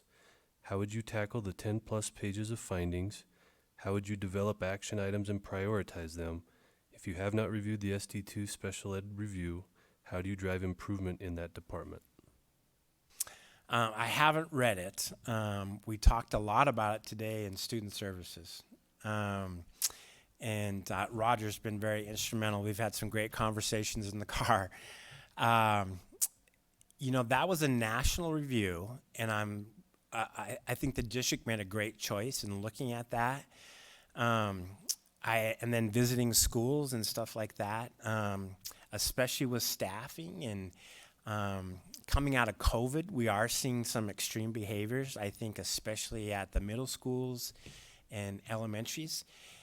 We got to remember that those kids that, especially like when we came out of COVID and those kids made that transition to a middle school and they went to a different school as a 6th grader, they had the maturity of a fourth grader because they missed out on that. And so we're still trying to catch up on those extreme behaviors. That's going to take some time. Staffing special ed is really tricky right now, especially with these extreme behaviors. And we have a growing community. Again, coming out of COVID, I hate to blame everything on COVID, but we have more and more foster kids now. We have more and more homeless kids. And, you know, we lost a year and a half or 2 years of maturity when it comes to behavior. And that's going to take some time. I was very impressed that you do have the programs in the right place. You do have the, the situations where you're identifying those kids with the highest needs, and you're addressing that through program. When I read about the review, the first thing that came up when we talked to student services is that we're 63 people that we need to hire. That's scary. Now, you're not going to do that all in 1 year. You can't. And I don't know if I really totally, without reading the report that extensively, if I totally believe that we need to hire 63 special ed personnel across the deal. Again, what I saw in schools, what I saw what's happening, we have the programs in place, and I do think we are going to have to hire more people, but it's also making sure that we hire the right people. And that's going to be even more significant. And so we've done some things in Lewistown that I think I could bring to the table in Billings. So we call it our CARES program, but it's a self-contained program. You call it BASE here, and it's you have different levels as far as, the highest needs kids are in intensive. And we call that our CARES classroom. And most of these kids are non-communicative. They have very, very high needs. They can be very, very demanding, and especially in a school situation. And I think you're going about it the right way. We have one teacher, at least two paras in there. It's definitely a model that we actually copied from Billings, and we never have more than 8 kids in there. You guys are exactly the same. So I'm very familiar with that. What you call BASE, we call our CARES classroom. We also have an additional classroom for our emotional disturbed and our behavioral disturbed. And this goes across K-8. You have similar things. We call it STAR, but ours is a little bit more defined and a little bit more specific. But the staffing of that, the structure of that, the model of that, the programming of that is very, very similar. So as far as those high needs things, we're right on line with Billings in Lewistown. What I see the biggest factor in special ed, again, I believe education is still about people. And if you hire really, really good people, then you're going to have a good school district. And as particularly in special ed, we've done some things to, really keep those special ed staffing up to par. If you're in a high needs program or if you're a one-on-one aide, you're paid $2 more an hour. And what we found is when those paras work with those high needs kids, it actually motivates them and inspires them to become special ed teachers. So we grow our own through those special programs. And then the other thing that we do with our special ed teachers, we give them extended contracts. They have a very difficult job, and we give them the professional judgment to put in those, it's 5 days extra contract, so it's 40 hours, And they can make up those 40 hours however they want during the school year, as long as it's outside school time. And so basically, we pay them more money to be a special ed teacher. And we feel that actually helps us when we want to attract special ed teachers. There's that review was probably, again, I haven't read it. I would really like to review that, but I also think that's a national company coming into a situation that they really don't have a feel for Billings Public Schools. So some of those things are going to be very alarming, but I think you have to take them with a grain of salt. You still have to get back to the culture of Billings and the culture of each one of those buildings and programs. All right, question number 7. This is a 7-part question. What do you know about how education is funded in Billings? SD2 is facing significant budget challenges. Have you faced budget challenges? If so, how did you address them? If not, how would you approach addressing budget challenges? How do you prioritize spending? What resources do you rely on in making finance decisions? And how do you develop buy-in from the public? So here's what I know about Billings, and this is one of the things, funding in Billings, this is one of the things that actually makes Billings the most attractive. And it's not necessarily a school thing, it's a community thing. I think Billings has handled growth better than any other of the, big 7, the larger towns in Montana. When I look at housing prices here, which is significant when you're trying to recruit and retain staff, the housing here is much, much better than, say, a Missoula or, a Kalispell or a Bozeman area. So as a community, that makes Billings Public Schools much more attractive to me. Now, when it comes to funding, again, Helena's running I think a $1.9 million levy right now. They've non-renewed every non-tenured teacher, and they don't know if they're going to be able to hire. They know they're not going to be able to hire all those back, but even if that levy passes, they're still going to have to non-renew at least 14 staff members. Bozeman's in the similar situation. When you apply for a teaching job in Bozeman, there's an asterisk at the very bottom that the starting teacher salary in Bozeman is below the poverty level for Gallatin County. That doesn't happen in Billings, right? And Kalispell's going through, we're in a tough situation as far as our insurance. We've been told by EBMS, my understanding is that we'd have to increase our insurance rates 27%. That's a big deal, but in comparison again, Kalispell, who's also self-insured, they've been in the red the last 2 years. So it's even a worse situation. And that 27%, again, you can't tackle that all in 1 year. That's going to have to be sort of stair-step to get back to it. I'm very interested in that health insurance trust bill that's going through the legislature. There's a lot of details there that we still need to kind of figure out, but that could be significant for Billings and obviously Kalispell. But I think that would also, that could be a game changer for us.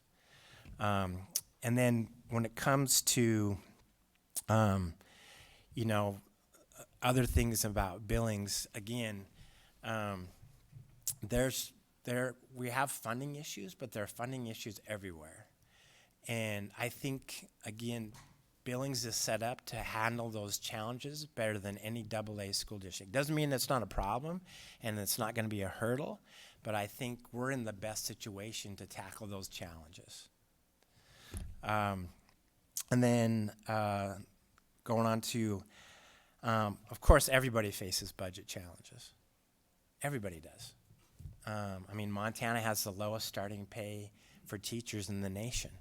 So of course we face budget challenges. In the long term, Montana needs to get it figured out.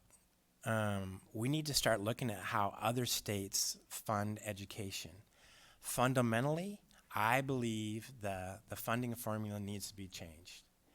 And there needs to be other funding sources to help public education than just property tax. You know, we need to get back to the old days where mining and lumber played a significant role. And we've kind of been to this rodeo before. I don't think this is not a new problem for Montana. We just need to make sure that we actually hold the state and the legislature accountable to that. So it's only going to get worse until we address it. So in my opinion, other funding formulas, other funding sources, I should say, need to be plugged into that funding formula. We're in a situation where we have a lot of very, very small school districts that are hanging on because the base aid is very high. So even around Lewistown, you know, we have some school districts that have a total of 30 or 40 kids. Well, that's very inefficient as a state. They can hang on to that base aid for a long time, right?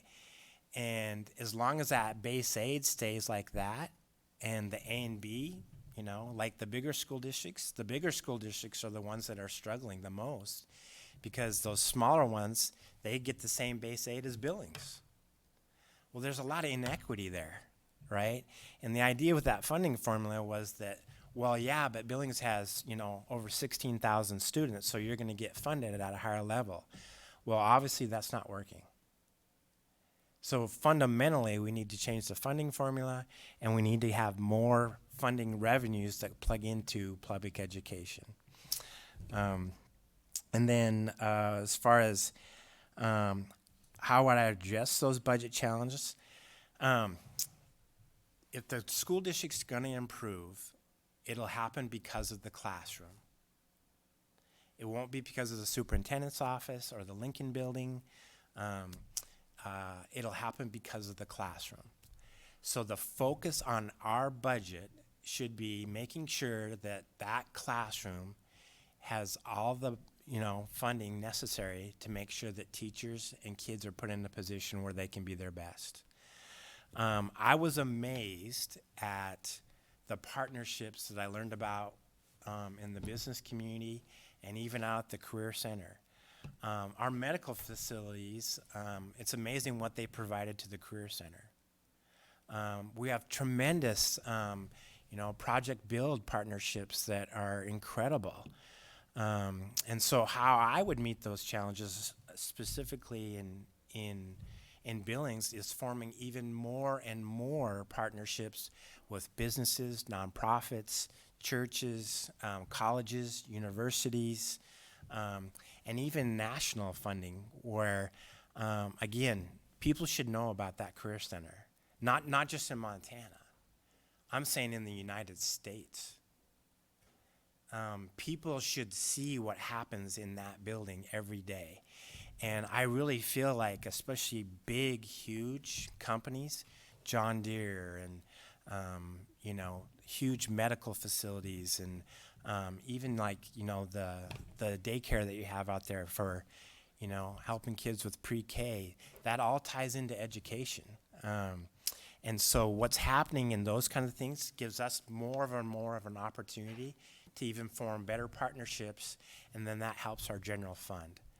And then it'll come down to, you know, once you get to that base aid, the other, which is 80%, the other 20% is going to have to come through bonds and levies. And there are different levies, you know, especially right now with safety and safety building reserve and those kinds of things. That's where I feel the role of a superintendent is being very visible and advocating for Billings Public Schools and making sure the whole community understands how much Billings Public Schools provides to the community and our greatest asset, and that's our kids. It's very difficult, I think, for any business or nonprofit or a community group or a college or university that can't get behind, supporting our kids. And so with that visibility, that's when you build that confidence and trust from the community to help you pass bonds and levies. Thank you, Trustee Hall. Yes, this is a question not on the sheet, but one we've asked the other two finalists. Why are you looking to leave your current job? Oh man, that's it's hard. I love Lewistown. We're some of the best people I've known in Lewistown, and we've done incredible things. They've, welcomed me with open arms, and it's hard. This was difficult, even applying for jobs. I was encouraged by some mentors and colleagues that, I have a great relationship with, and many of them are here in Billings, and they encourage me to, try to take that next big challenge. And you asked an earlier question about accountability. And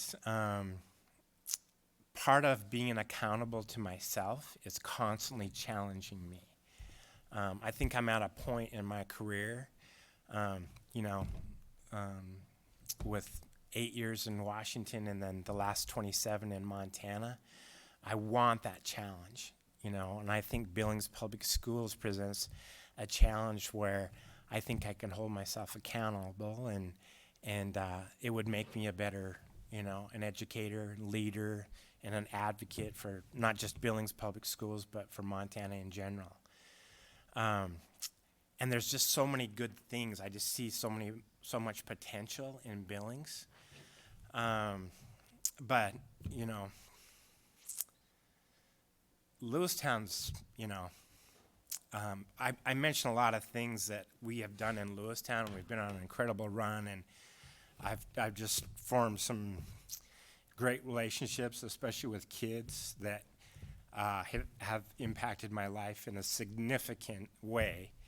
And all those great things were not really because of me, but it was because of a culture and a community that really believed in kids. And I want to bring that same culture and belief to Billings Public Schools. I realize that this is a much, much bigger school district, but if there's anything I've learned in 35 years of education, kids are kids. Kids are kids. And that's really the true, motivation for me, is to make sure that kids can reach their full potential, and I want to definitely be a part of that. Mr. Van Nuys. Okay, this is the 8th and final question. It's a two-part question. After talking with us last week and tonight, what haven't we asked you about that you think it's essential for you to share with us? And the second part of that question is, do you have any questions for us? I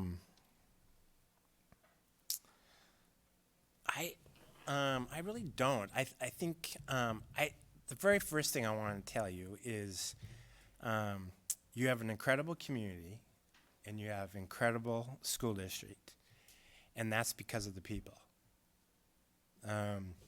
Just in 2 days, I'm a very student-centered kid. And when those kids, when I was at Billings Senior today, we talked a lot about diversity, but really, and then when we were out at the Career Center, I watched those kids that were incredibly engaged, but the biggest thing that I saw in those kids, and even in the elementary schools and the middle schools that we visited, is pride. That is not something that you can always measure, but you can definitely feel it.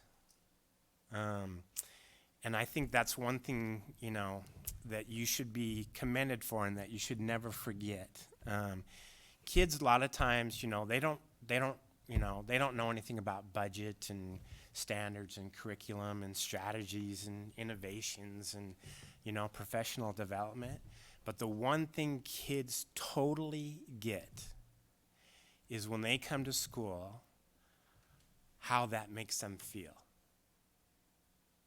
They always remember that, you know. It's not, you know, again, the greatest project that teachers do, but what kids will remember about a teacher or about a school system is how that school system made them feel. And I saw that today.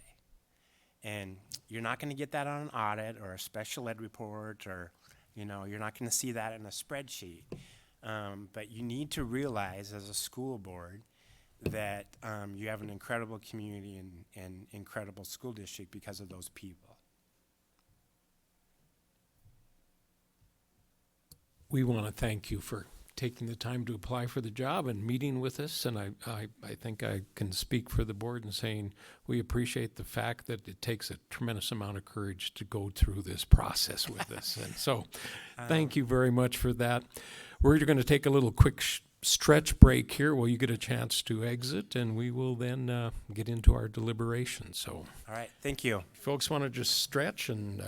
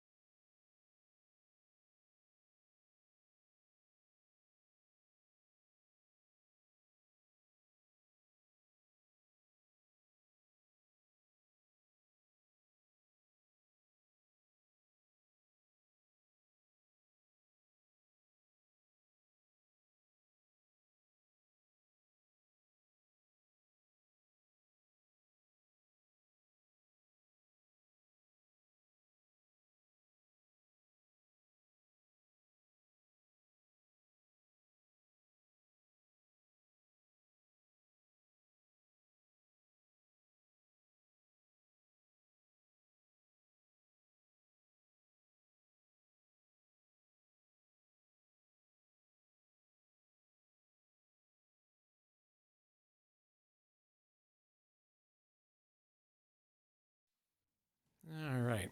Thank you. Now we begin the process of finding, for me, the first among the equals, and I hope that that is the mindset we can approach this with.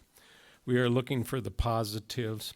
At this point, I'd like to ask Trustee Van Langen to explain his idea of how we kick this off. Sure. My thought is I'd like for all of us to go around and talk about what we liked about candidates, what concerns we had around candidates, and I think start from there, if that works for everyone. I think that's wise. If there's no objection to that, I would just ask you to participate in that. As we go through and we're in this early scrum of ideas, if you reach a point where you think, you know, I'd like to suggest to the board that there's somebody we need to leave behind, you may request of me a poll of the board to see if there's one candidate who, while being qualified and attracted to us, just will have to be left behind, because we will have to arrive at some decision. So at any point in the discussion, as we're in this early process, you request that poll of the board, I will grant that.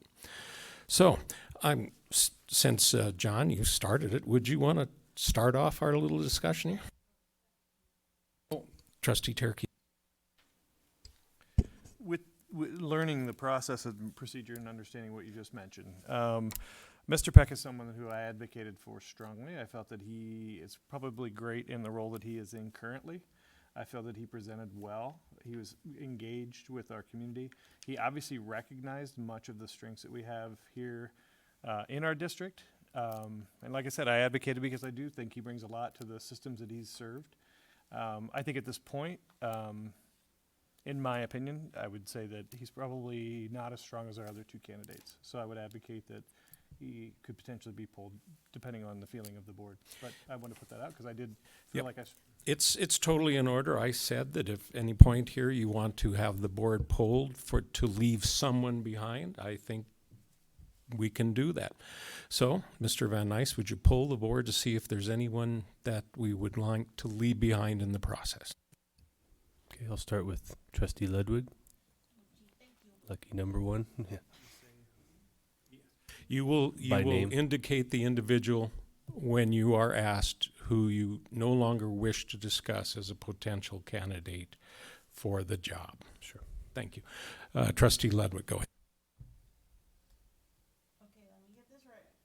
Let me get this right now, so I'm on the same wavelength.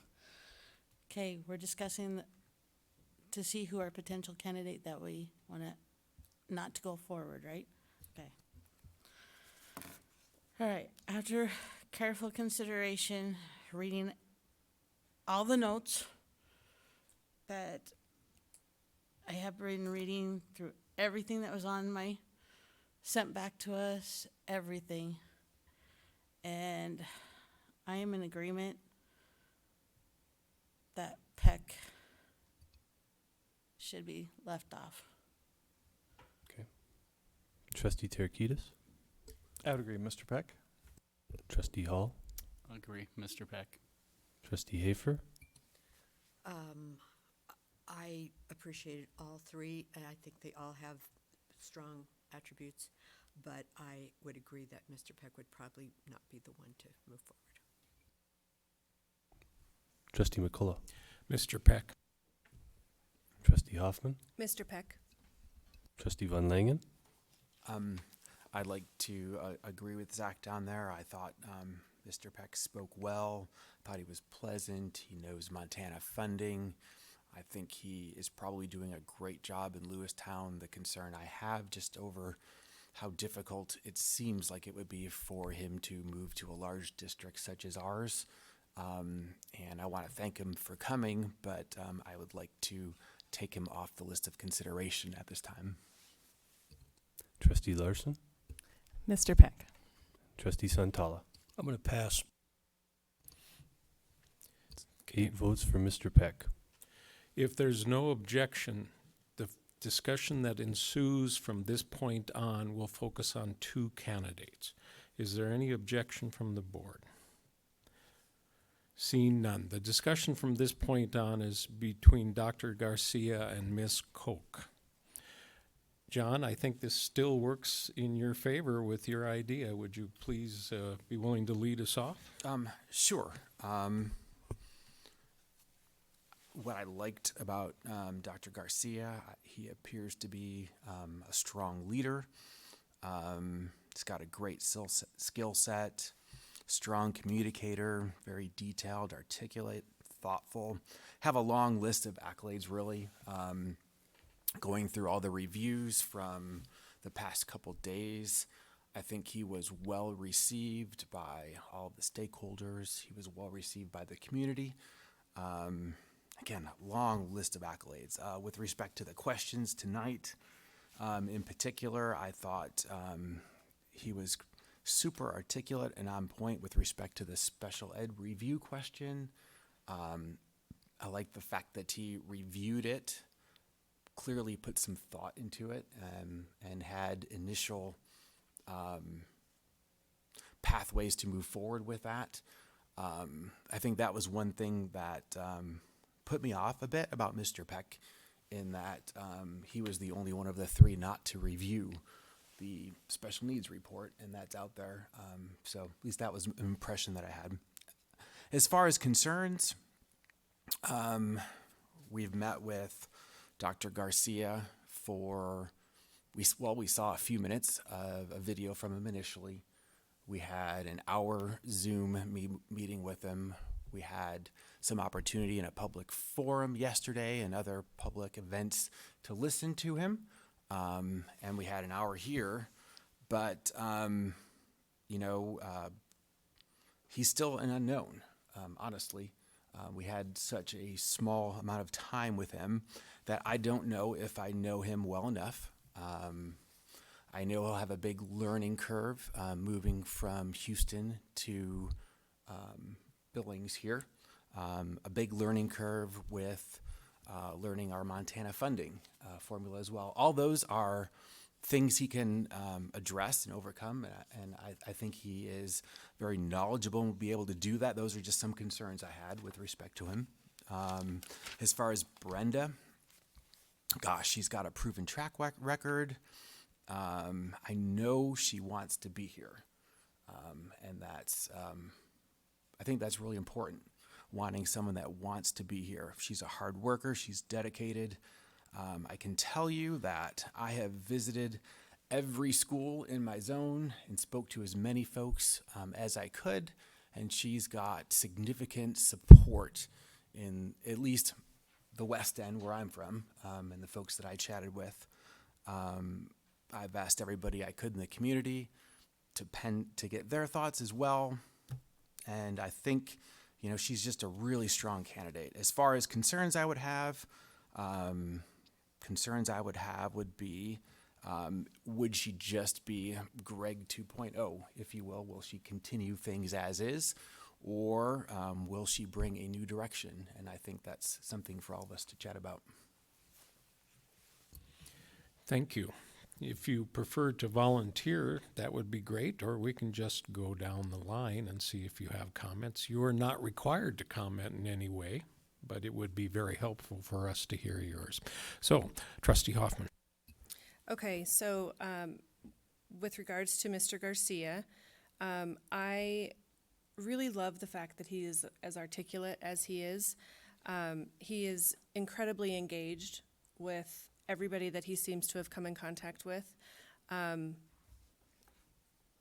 liked him. I really liked the fact that he talked to his wife about taking this job and applying. Yes, and that he prayed. My concerns are that, similar to John's, that he doesn't have the understanding of funding in the state, also realizing that it is teachable, and he's incredibly intelligent, so he will pick that up. There is a bit of a learning curve, and I'm not sure how long it would take to get him completely acclimated into understanding all of the nuances. With Ms. Koch, I, like John, spoke with a lot of the people within my high school district, and every single person that I spoke with, hands down, wants Brenda to have this job. She is incredibly dedicated. She is a very hard worker. The support from within the schools, actually, I was very shocked by. That there was not one person that I spoke to within the schools that does not like her or respect her. My concern with her, I am a little disappointed that she did not read the entire SPED review in depth. I'm not sure, I understand that she's very busy and has a lot going on, but I would have liked for her to have reviewed that fully so that she could have had a better grasp. And I also am concerned with the possibility of the way that she would end up leading the district, because she will be stepping into a brand new role, and I'm not sure how her colleagues would take that over. Will they respect her in that position, or will she just be their equal? So those are my concerns and my likes. Other trustees, please. Trustee Hall. I can go. Let's see, Dr. Garcia, so many things to like. Very likable, energetic, engaging. He's got a fresh view. He's obviously very intelligent. He did his homework. I mean, he knows more about the district than I do, it feels like. Which was impressive. I appreciated that he was so well prepared for both of his interviews. He's been part of a very large district, bigger than ours, for the number of schools that he's responsible for right now. I think that's a big plus. Like Jen, I also appreciated that he talked this through very closely with his family. He told us this was the first job he interviewed or that he applied for. So I think that's a big plus, because I do wonder about, the climate. I haven't looked at the weather in Houston today, but I know it wasn't snowing. But I'll take him at his word. He talked with his family. They agreed to move to a cold climate. I think they would love it here. I did have some concerns that I thought were surprising for me, that during the strategic plan discussion, he talked about a lot of great things, but it started feeling like a lot more theory than actionable. So that was interesting. I didn't think that I would hear that, but I wrote a note kind of saying, is this more theory or is this more practical? And similar with the budget deficit, that I was hearing a lot of theory and not as much practical, which again surprised me. I thought I would hear some very, a little more actionable. And maybe maybe I was being too critical, but no, I've been a big fan of Dr. Garcia's. And in saying that, I think, honestly, I think whichever candidate we choose is going to be fantastic. Is going to lead our district forward. I will support whichever candidate that we select as a board. With Brenda, I've worked with Brenda quite a bit, and she brought herself to these interviews, but raised her game. I was appreciative to hear some details about what she would do and what she knows. I know she's very hardworking. She's very smart. It's great to hear that everyone you've talked with, supported her 100%. I'd done some similar fact finding and 100% support for her.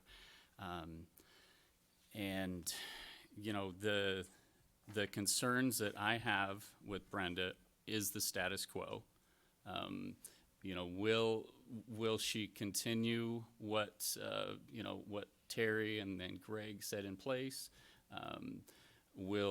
I mean, to be fair, that is a trajectory. You know, Terry started some things in motion, Terry Bauk, and we have moved and moved and moved, and we've got evidence with the ACT and with the dual credits. They continue to grow. I mean, the PLCs, there's so much growth. So is that a bad thing? I don't know. It's a question that I've got. How much, where will the growth be, you know, continual, or are we going to see some rapid improvements in certain areas? As an incumbent, it's always a difficult thing when you're what I call the lieutenant, when you're second in command, you're asked to be the lieutenant. You're not in charge. You can't set direction. You can influence and you can do as much as you try to do, but especially if you see your peers doing something you don't think they should be doing, you don't have the right to change direction on them. You can, again, provide influence.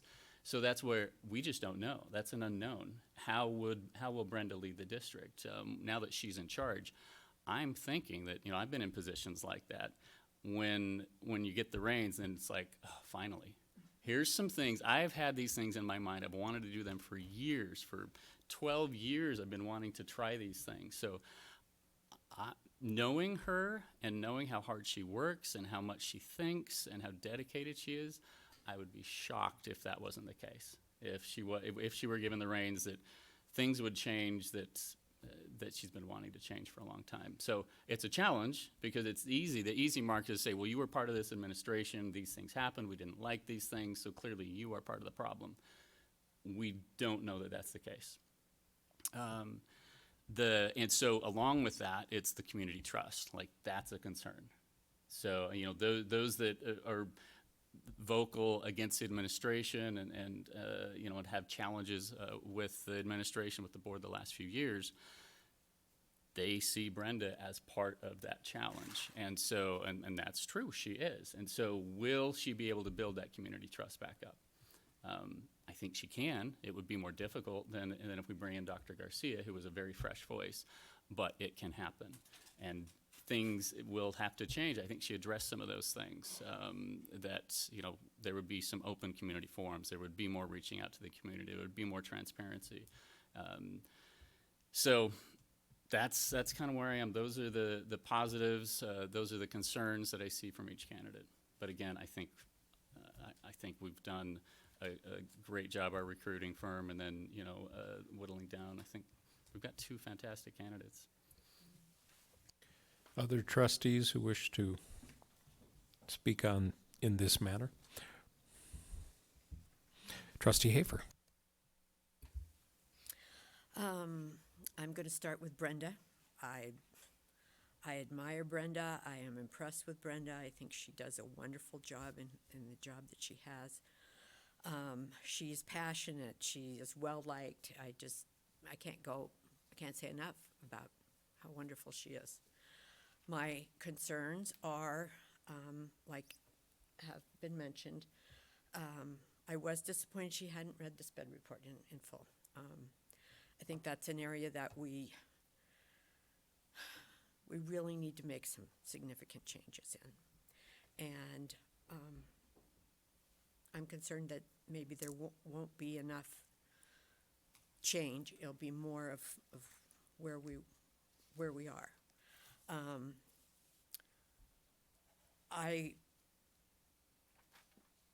When I found out that we had a candidate from Houston, I thought, not sure about that. But I have been totally won over by Dr. Garcia. I've been impressed by his communication, with his ability to come to this community and reach out, and he's very engaging. He did his homework. I was very impressed with all his homework. I think he could really be a fresh face for us, and I'm thinking we might just be at that point. He is from Houston. I'm not sure that he's had to get up at 4 in the morning and look at weather reports and decide if the buses are going to go or not. But he'll probably do his homework. I don't know. I've been very impressed with Dr. Garcia. Just by way of point of information, leaving Houston means you leave hurricanes and floods behind. I'm kind of thinking that might be a benefit. Yeah. Just throwing that out there. Other trustees, Trustee Larson. Yeah, speaking of snow days, my son is a freshman at Skyview, and he came home Monday and said, "We all want Dr. Garcia because he's from Houston and he'll give us more snow days." Well, that's a valid point, I guess. It's a concern, obviously. But anyway, with Brenda, I think everybody has spoken very well of Brenda, and I agree. She is a hard worker. She's very loyal. She's honest. She's consistent. When she said she was highly involved, that is true. She is always here or at a meeting or doing something for the district and for the students. I had a different experience with the community. I had concerns expressed to me about Brenda from my part of the community, and that was something that I thought was interesting as well, but good feedback from them. And I, as well, am very concerned about the status quo. For myself, I'm ready for change, and I'm ready for new energy, and I'm ready to give our district a shot to become the best district in Montana. I feel like Dr. Garcia can do that for us. He was well prepared. He has a different perspective. I thought it was interesting. He's already acting like a superintendent. He's sitting here talking and doing the things that I would expect a superintendent to do, asking the questions that I would expect a superintendent to ask.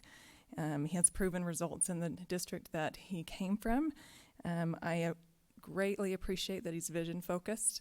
I am ready to work towards a specific vision and help with the work that needs to be done to improve our district. And I think that he can get us there and provide the leadership for that. I obviously am for Dr. Garcia and and I will cast my vote for him. Thank you, Trustee Larson. Other comments from members? Trustee Ludwig. Well, I just want to say I'm going to be coming out straightforward. I am for Dr. Garcia. He has reminded me of what we're here for and who our main customers are. And those are our kids. And we need to pay special attention. Like he said, our special needs kids are the ones that are the most important. And I like the fact that he took the initiative to look at the special needs report. Unlike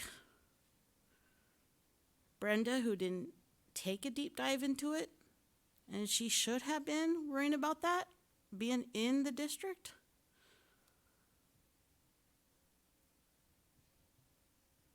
And I understand he doesn't know about the budget because he's not from here, but I feel that he will learn fast.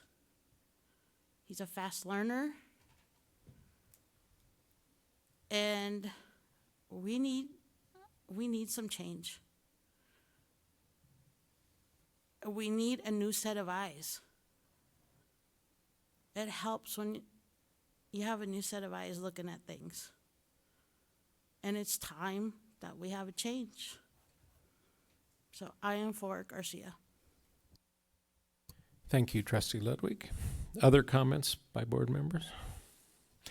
Trustee Santala, thank you. I'm not going to talk about the candidates. I'm going to talk about the process. I'm disappointed with the process. I'm disappointed with the search firm. I don't understand why the candidates were provided with questions at the last possible moment. I don't see that a pop quiz approach to these kind of questions is appropriate. The choice of the second set of questions was not offered to us. Yes, we had a chance to comment on it, but it wasn't offered to us in a forum where we could discuss them. And there was a notion that somehow the search firm was running the interview process. And I don't understand that either. The search firm's job is to find us candidates. It's our job to run the interview process. So I'm pretty disappointed with that. There had been specific discussion about having one-on-one interactions with candidates, and that was denied, and I'm not still clear why that was denied. And I don't want to say why because I don't understand why it was denied. There's been stakeholder input over the last 2 days, and I saw that briefly on my computer after I arrived here this evening. I really haven't had a chance to review that. And I have great difficulty in thinking that after a 3-hour-long meeting plus, that we should be making a decision on this the candidacy tonight. That's a view I expressed last week, and I would say that I was blown off. So I'm a little annoyed about how this process is working, and I think I need to make that clear. Thank you, Trustee Santala. Other comments from board members on the 2 candidates still in consideration?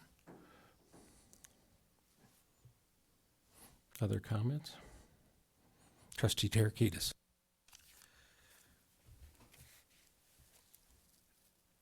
I would agree. This is a difficult process, and I think on both sides. And I think we've talked about that a little bit and tried to learn through that. And fortunately, I think it doesn't happen often, and I think that's part of the reason too that it isn't something that's set out clearly. And I think that this is a unique environment to be doing something like this. So it's been a learning curve. So I'm trying to stick to a lot of what we've established in. There were 9 identifiers about what it was that we were seeking in a superintendent, and I've tried to refer back to that often. I think, fortunately, I think both candidates check a lot of these boxes. Some of those we are making assumptions on because we haven't worked directly with Dr. Garcia. We're taking that on, the information we've received, the reviews, the background information that's been provided through GR recruiting. But I do feel like on that holistic build out of these 9 things that we have 2 candidates that reflect those. I think the change for change's sake is something that I'm always uncomfortable with because I don't think that's a solution to a lot of things. I do feel like some people have been very thoughtful in the community and throughout. I as well have met with most of my schools in my district to understand the educator perspective and the administrator's perspective. Also, since I work downtown, I've crossed paths with most of the folks with city council, county commissioners, et cetera, to get a take, and it's been a pretty 50-50 split. Didn't help a whole lot in certain arenas. I mean, it really has been down the middle with depending on where you're at, because I think our community, I've lived here 9 years, and we're looking right? The whole theme of the council's 2-day retreat last week was how do we meet our potential? And I think that we need to be aware that the community is looking for leadership. I think where I have faith with either of these candidates is that we have a very large system with a lot of existing leadership at all levels, high school, middle school, elementary, that we can rely on to buffer the learning curve that we'll have to have. And I think it will also provide both of these candidates opportunity for success, regardless of who they are.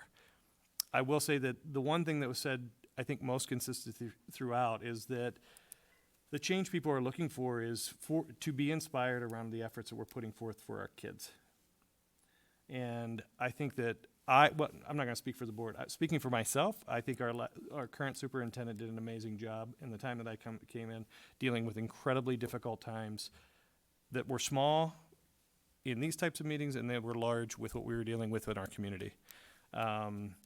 I think that Brenda brings tremendous strength in her qualifications, her existence as a Montana-based educator who has integrated herself into every possible professional situation she's been able to throughout her career. She's a dynamite human for what we need, and I think she's an asset that we can't measure in our district with the impact she's had across the system in her time here. I think that the community, with us included, is looking for how the school district can be a better player in helping Billings, Montana meet its goals. And if there's a rallying point for this community to come together, in my opinion, it's around kids.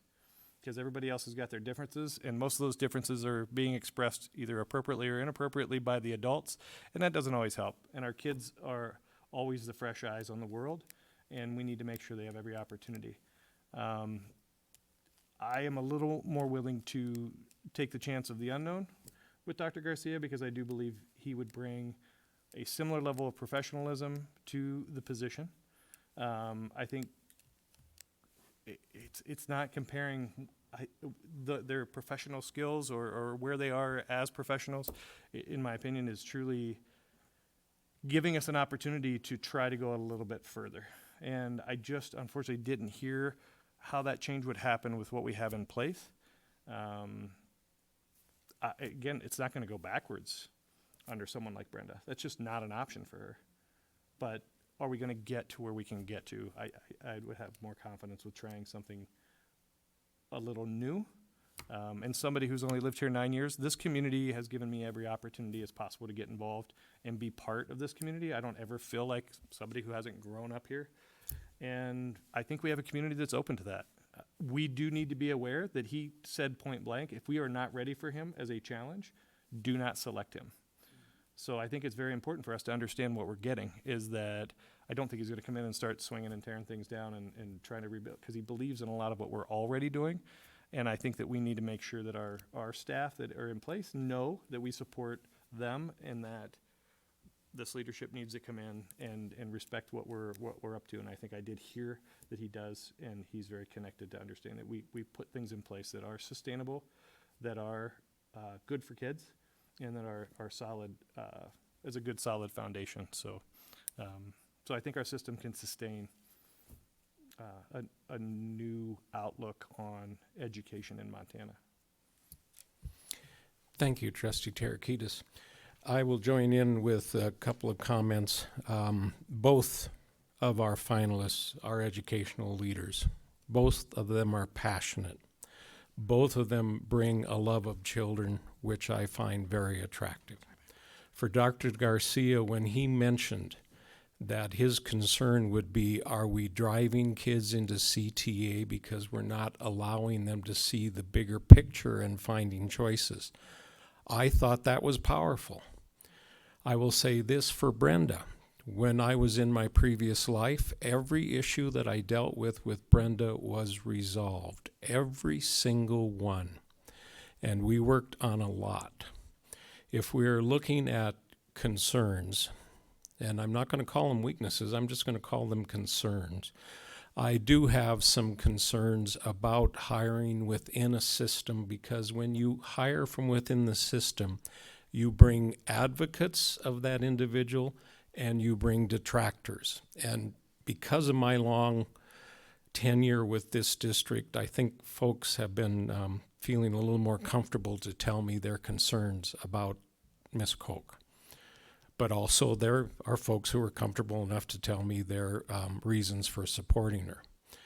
For Dr. Garcia, I hope he truly understands what it means to cut $4 to $6 million out of an elementary budget. When he said they cut $60 million and he was part of that, that did alleviate that concern a little bit. But it's more face-to-face when you're in a city of about 120,000 and you have 17,000 students versus, the number that's encapsulated in a Houston system. All of that being said, we are at the point where I must ask the board, are we comfortable with moving ahead and getting a motion that selects for us a superintendent, or have we reached that point where we feel we need to explore other options? I need to have a sense of where you want to go. Are we moving ahead with the selection of a superintendent, or are we going to explore other options? A quick discussion would be great for me. I think I'm personally ready to make that decision. Trustee Hall, thank you. Trustee Larson? I'm ready as well. Thank you. Trustee Hafer? I'm ready as well. Thank you. Yep. Trustee Hoffman? I'm ready. I think we have had enough of conversation. Okay. Trustee Von Langen? I'm ready too. I think we have two excellent candidates to choose from, to Russ's point. Seeing mostly consensus develop around this, is there objection to us moving ahead? We can note objections for the record. Yes, please, Trustee. I would like to just say that I wish that we would have been able to have more time to engage with these candidates. I feel like I would have liked to have had unscripted conversations with them and to really get a feel for where they're coming from, know them a little bit better, whether it was at a coffee shop, a restaurant, walking around the buildings. I am a little bit disappointed that we weren't able to do that, but moving forward, whichever candidate we choose, I hope that we are able to develop relationship and have those unscripted conversations. Thank you. That's noted for the next time we hire a superintendent. Trustee Tarakitis. Well, and I want to strongly support what you just said. For 2 years, it's trust this, trust that, trust this, trust that. And I've watched a board of directors who, we all have jobs. We do stuff. And it has been a nonstop hustle for weeks with this crew. And if there's this questioning of our ability or desire to do the right thing, I mean, some folks are going to have to hang some of this stuff up or come and have a conversation individually, figure out what you need, because it's not easy. We have an amazing amount of people who are weighing in providing not just singular, this is how I want it comments.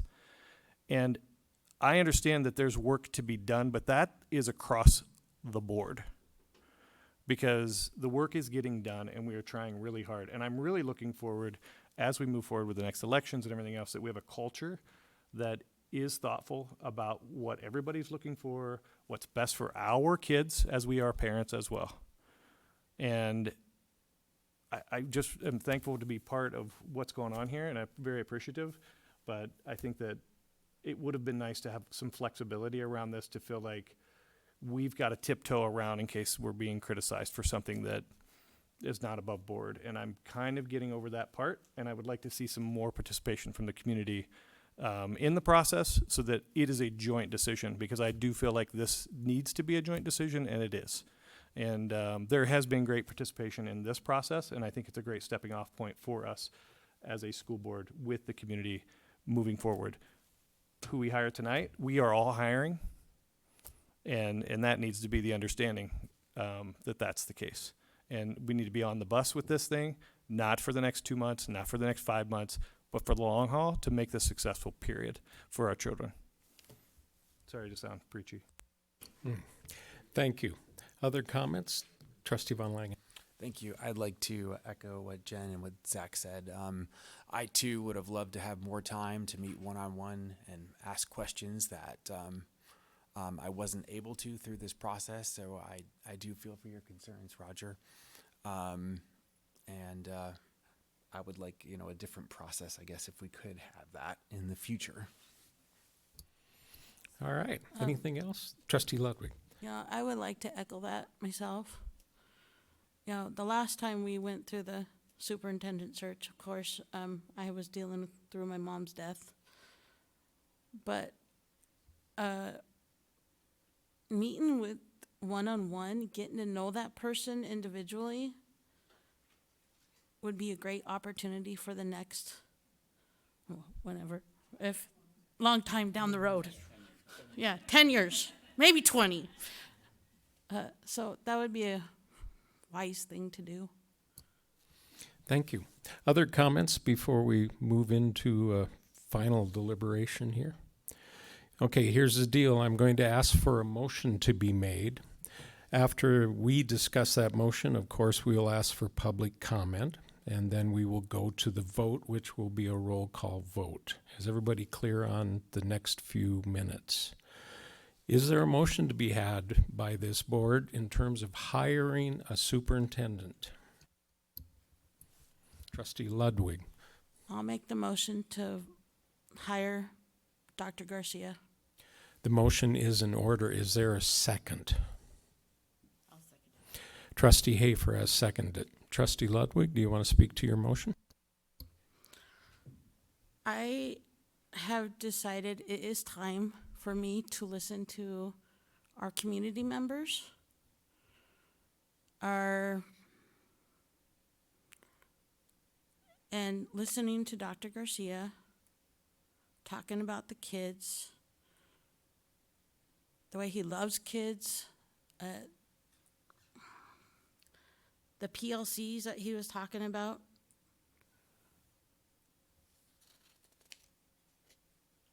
And I loved everything that he talked about. Diversity. We have such a diversity, and it's getting more and more with everyone moving in here. We're getting a wide spread of diversity across this state and this city, and he understands that.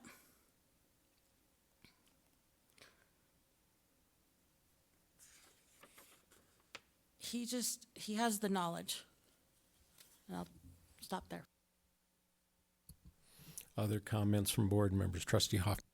It has occurred to me tonight, sitting here listening to these two very qualified candidates, it would be wonderfully fantastic if we had two great people in place.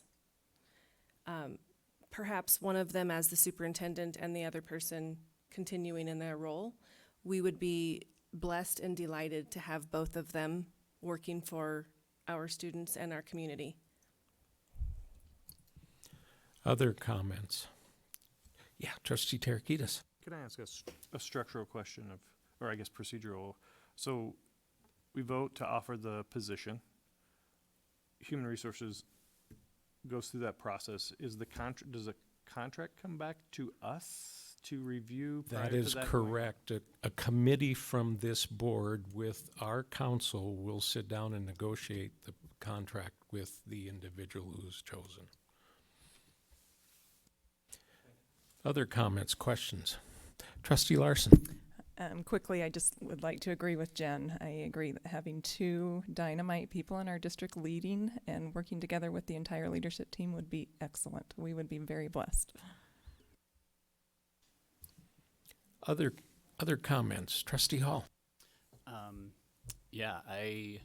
Well, two comments. First off, I mean, I came into this meeting tonight knowing that we had, I really liked Ms. Koch and Dr. Garcia. They were my two finalists, and that I could I could support either one. And so, I could support either one. They are both so strong, and I mean that. Listening to Zach, I think Zach said, something that was swayed, kind of tipped the scales for me, inspirational versus strength. And we need some inspiration. I think Dr. Garcia, he's inspirational, he's aspirational.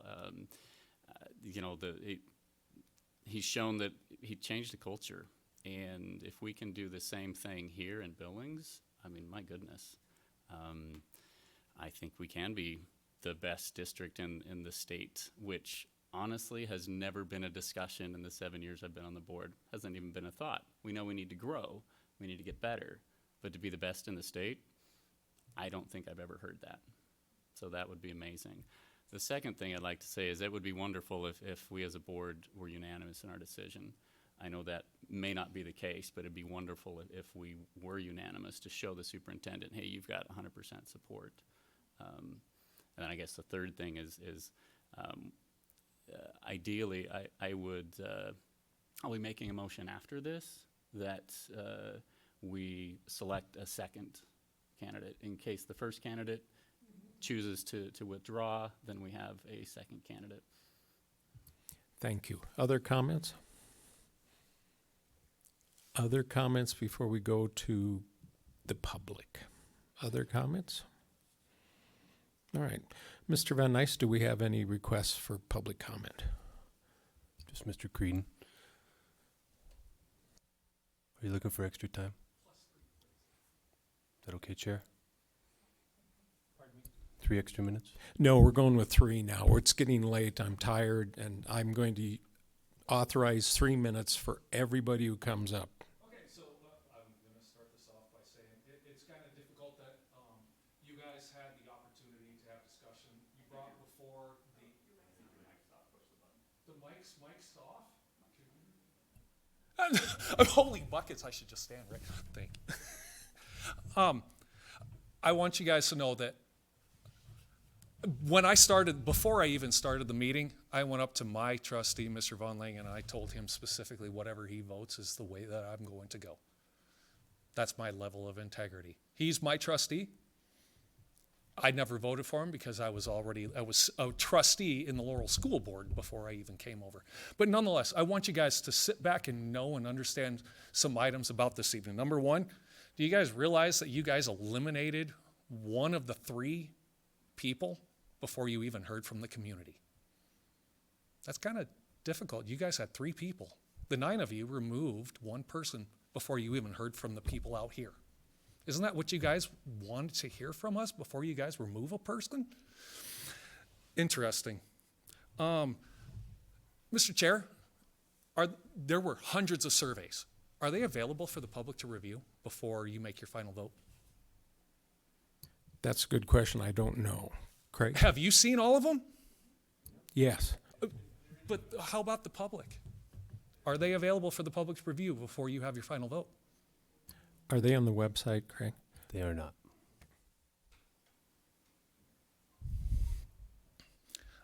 The next, and it probably goes with my little comment a little bit earlier, for the item that was an agenda item, which ended up being during those interviews, that it ended up being, I would have loved to have seen the trustees sitting right here so that they could see what's going on in the meeting and the adversity that comes along with it.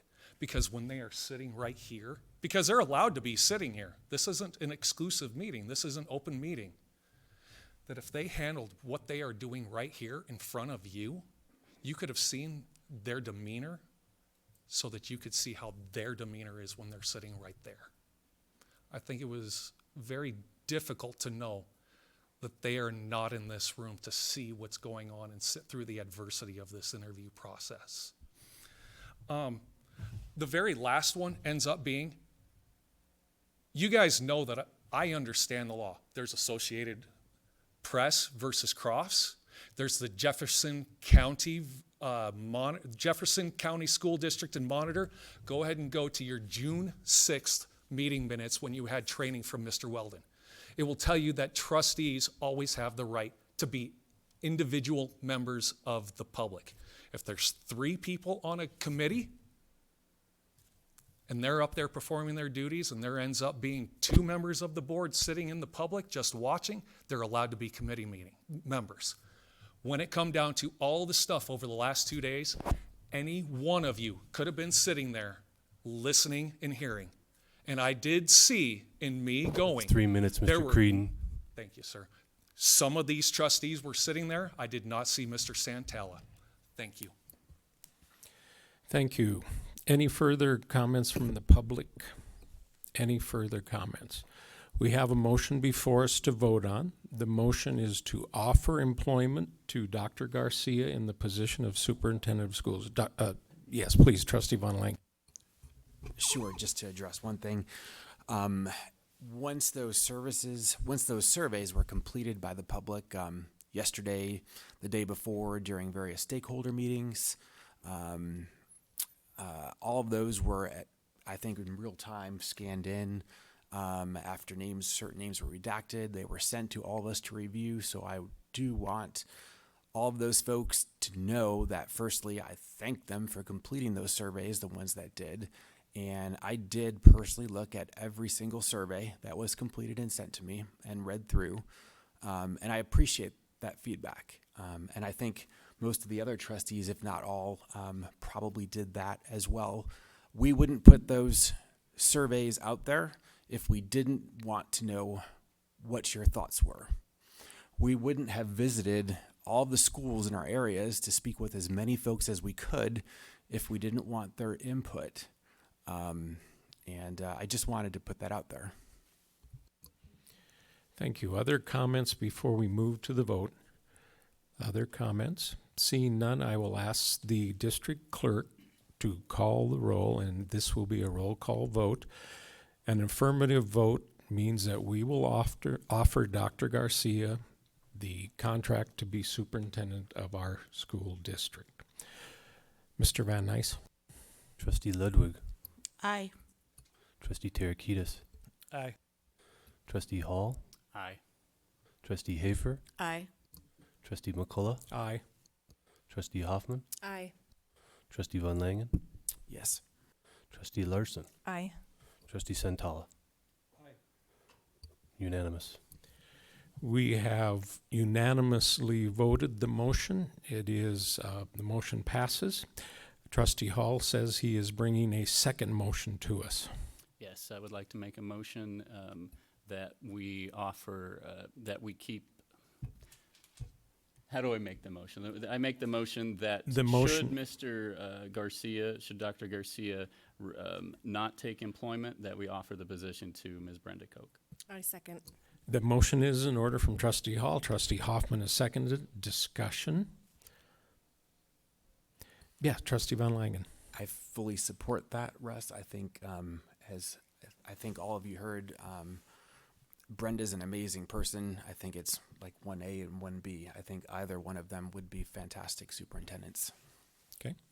Further comment before I ask for any comment from the public? Yes, Trustee Terakidis. So to clarify that, so that everybody's on the same page, is that with this motion, we would not open the process back up because we would have a second unless trustee or Ms. Koch would also decline the offer. Then we would move to opening it back up. Your interpretation is correct. Other comments before we go to public comment? Any public comment? Mike Creedon?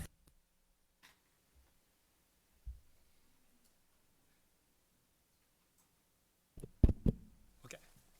Remember, the board has talked about the positives and the improvements on one candidate, but you guys haven't talked about the positives and improvements on the other person. You brought 3 to the table, correct? But you've only talked about the strengths of who you've already proved that you want to have your first. You've talked about the positives, which you don't necessarily like of the second, but there's not enough about the third. You remove the third from the table. I don't know that there's a full conversation, and you haven't asked the public for their full conversation on this as well. So do what you got to do. Thank you. The motion is still in front of us. Any other comments? Any other comments? I will ask the district clerk to call the roll, please. Trustee Ludwig, Aye. Trustee Terakidis, Aye. Trustee Hall, Aye. Trustee Hafer, Aye. Trustee McCullough, Aye. Trustee Hoffman, Aye. Trustee Von Langen, Yes. Trustee Larson, Aye. Trustee Santala. Unanimous. Thank you. The motion does pass. Seeing no other business in front of us, I would thank you for a very long and I think beneficial meeting for this district. I would entertain a motion to adjourn. So moved. Trustee Hall has moved it. Is there a second? I'll second. Been seconded by Trustee Ludwig. Any discussion? Seeing none, those in favor? Aye. Those opposed? We are adjourned. Thank you very much.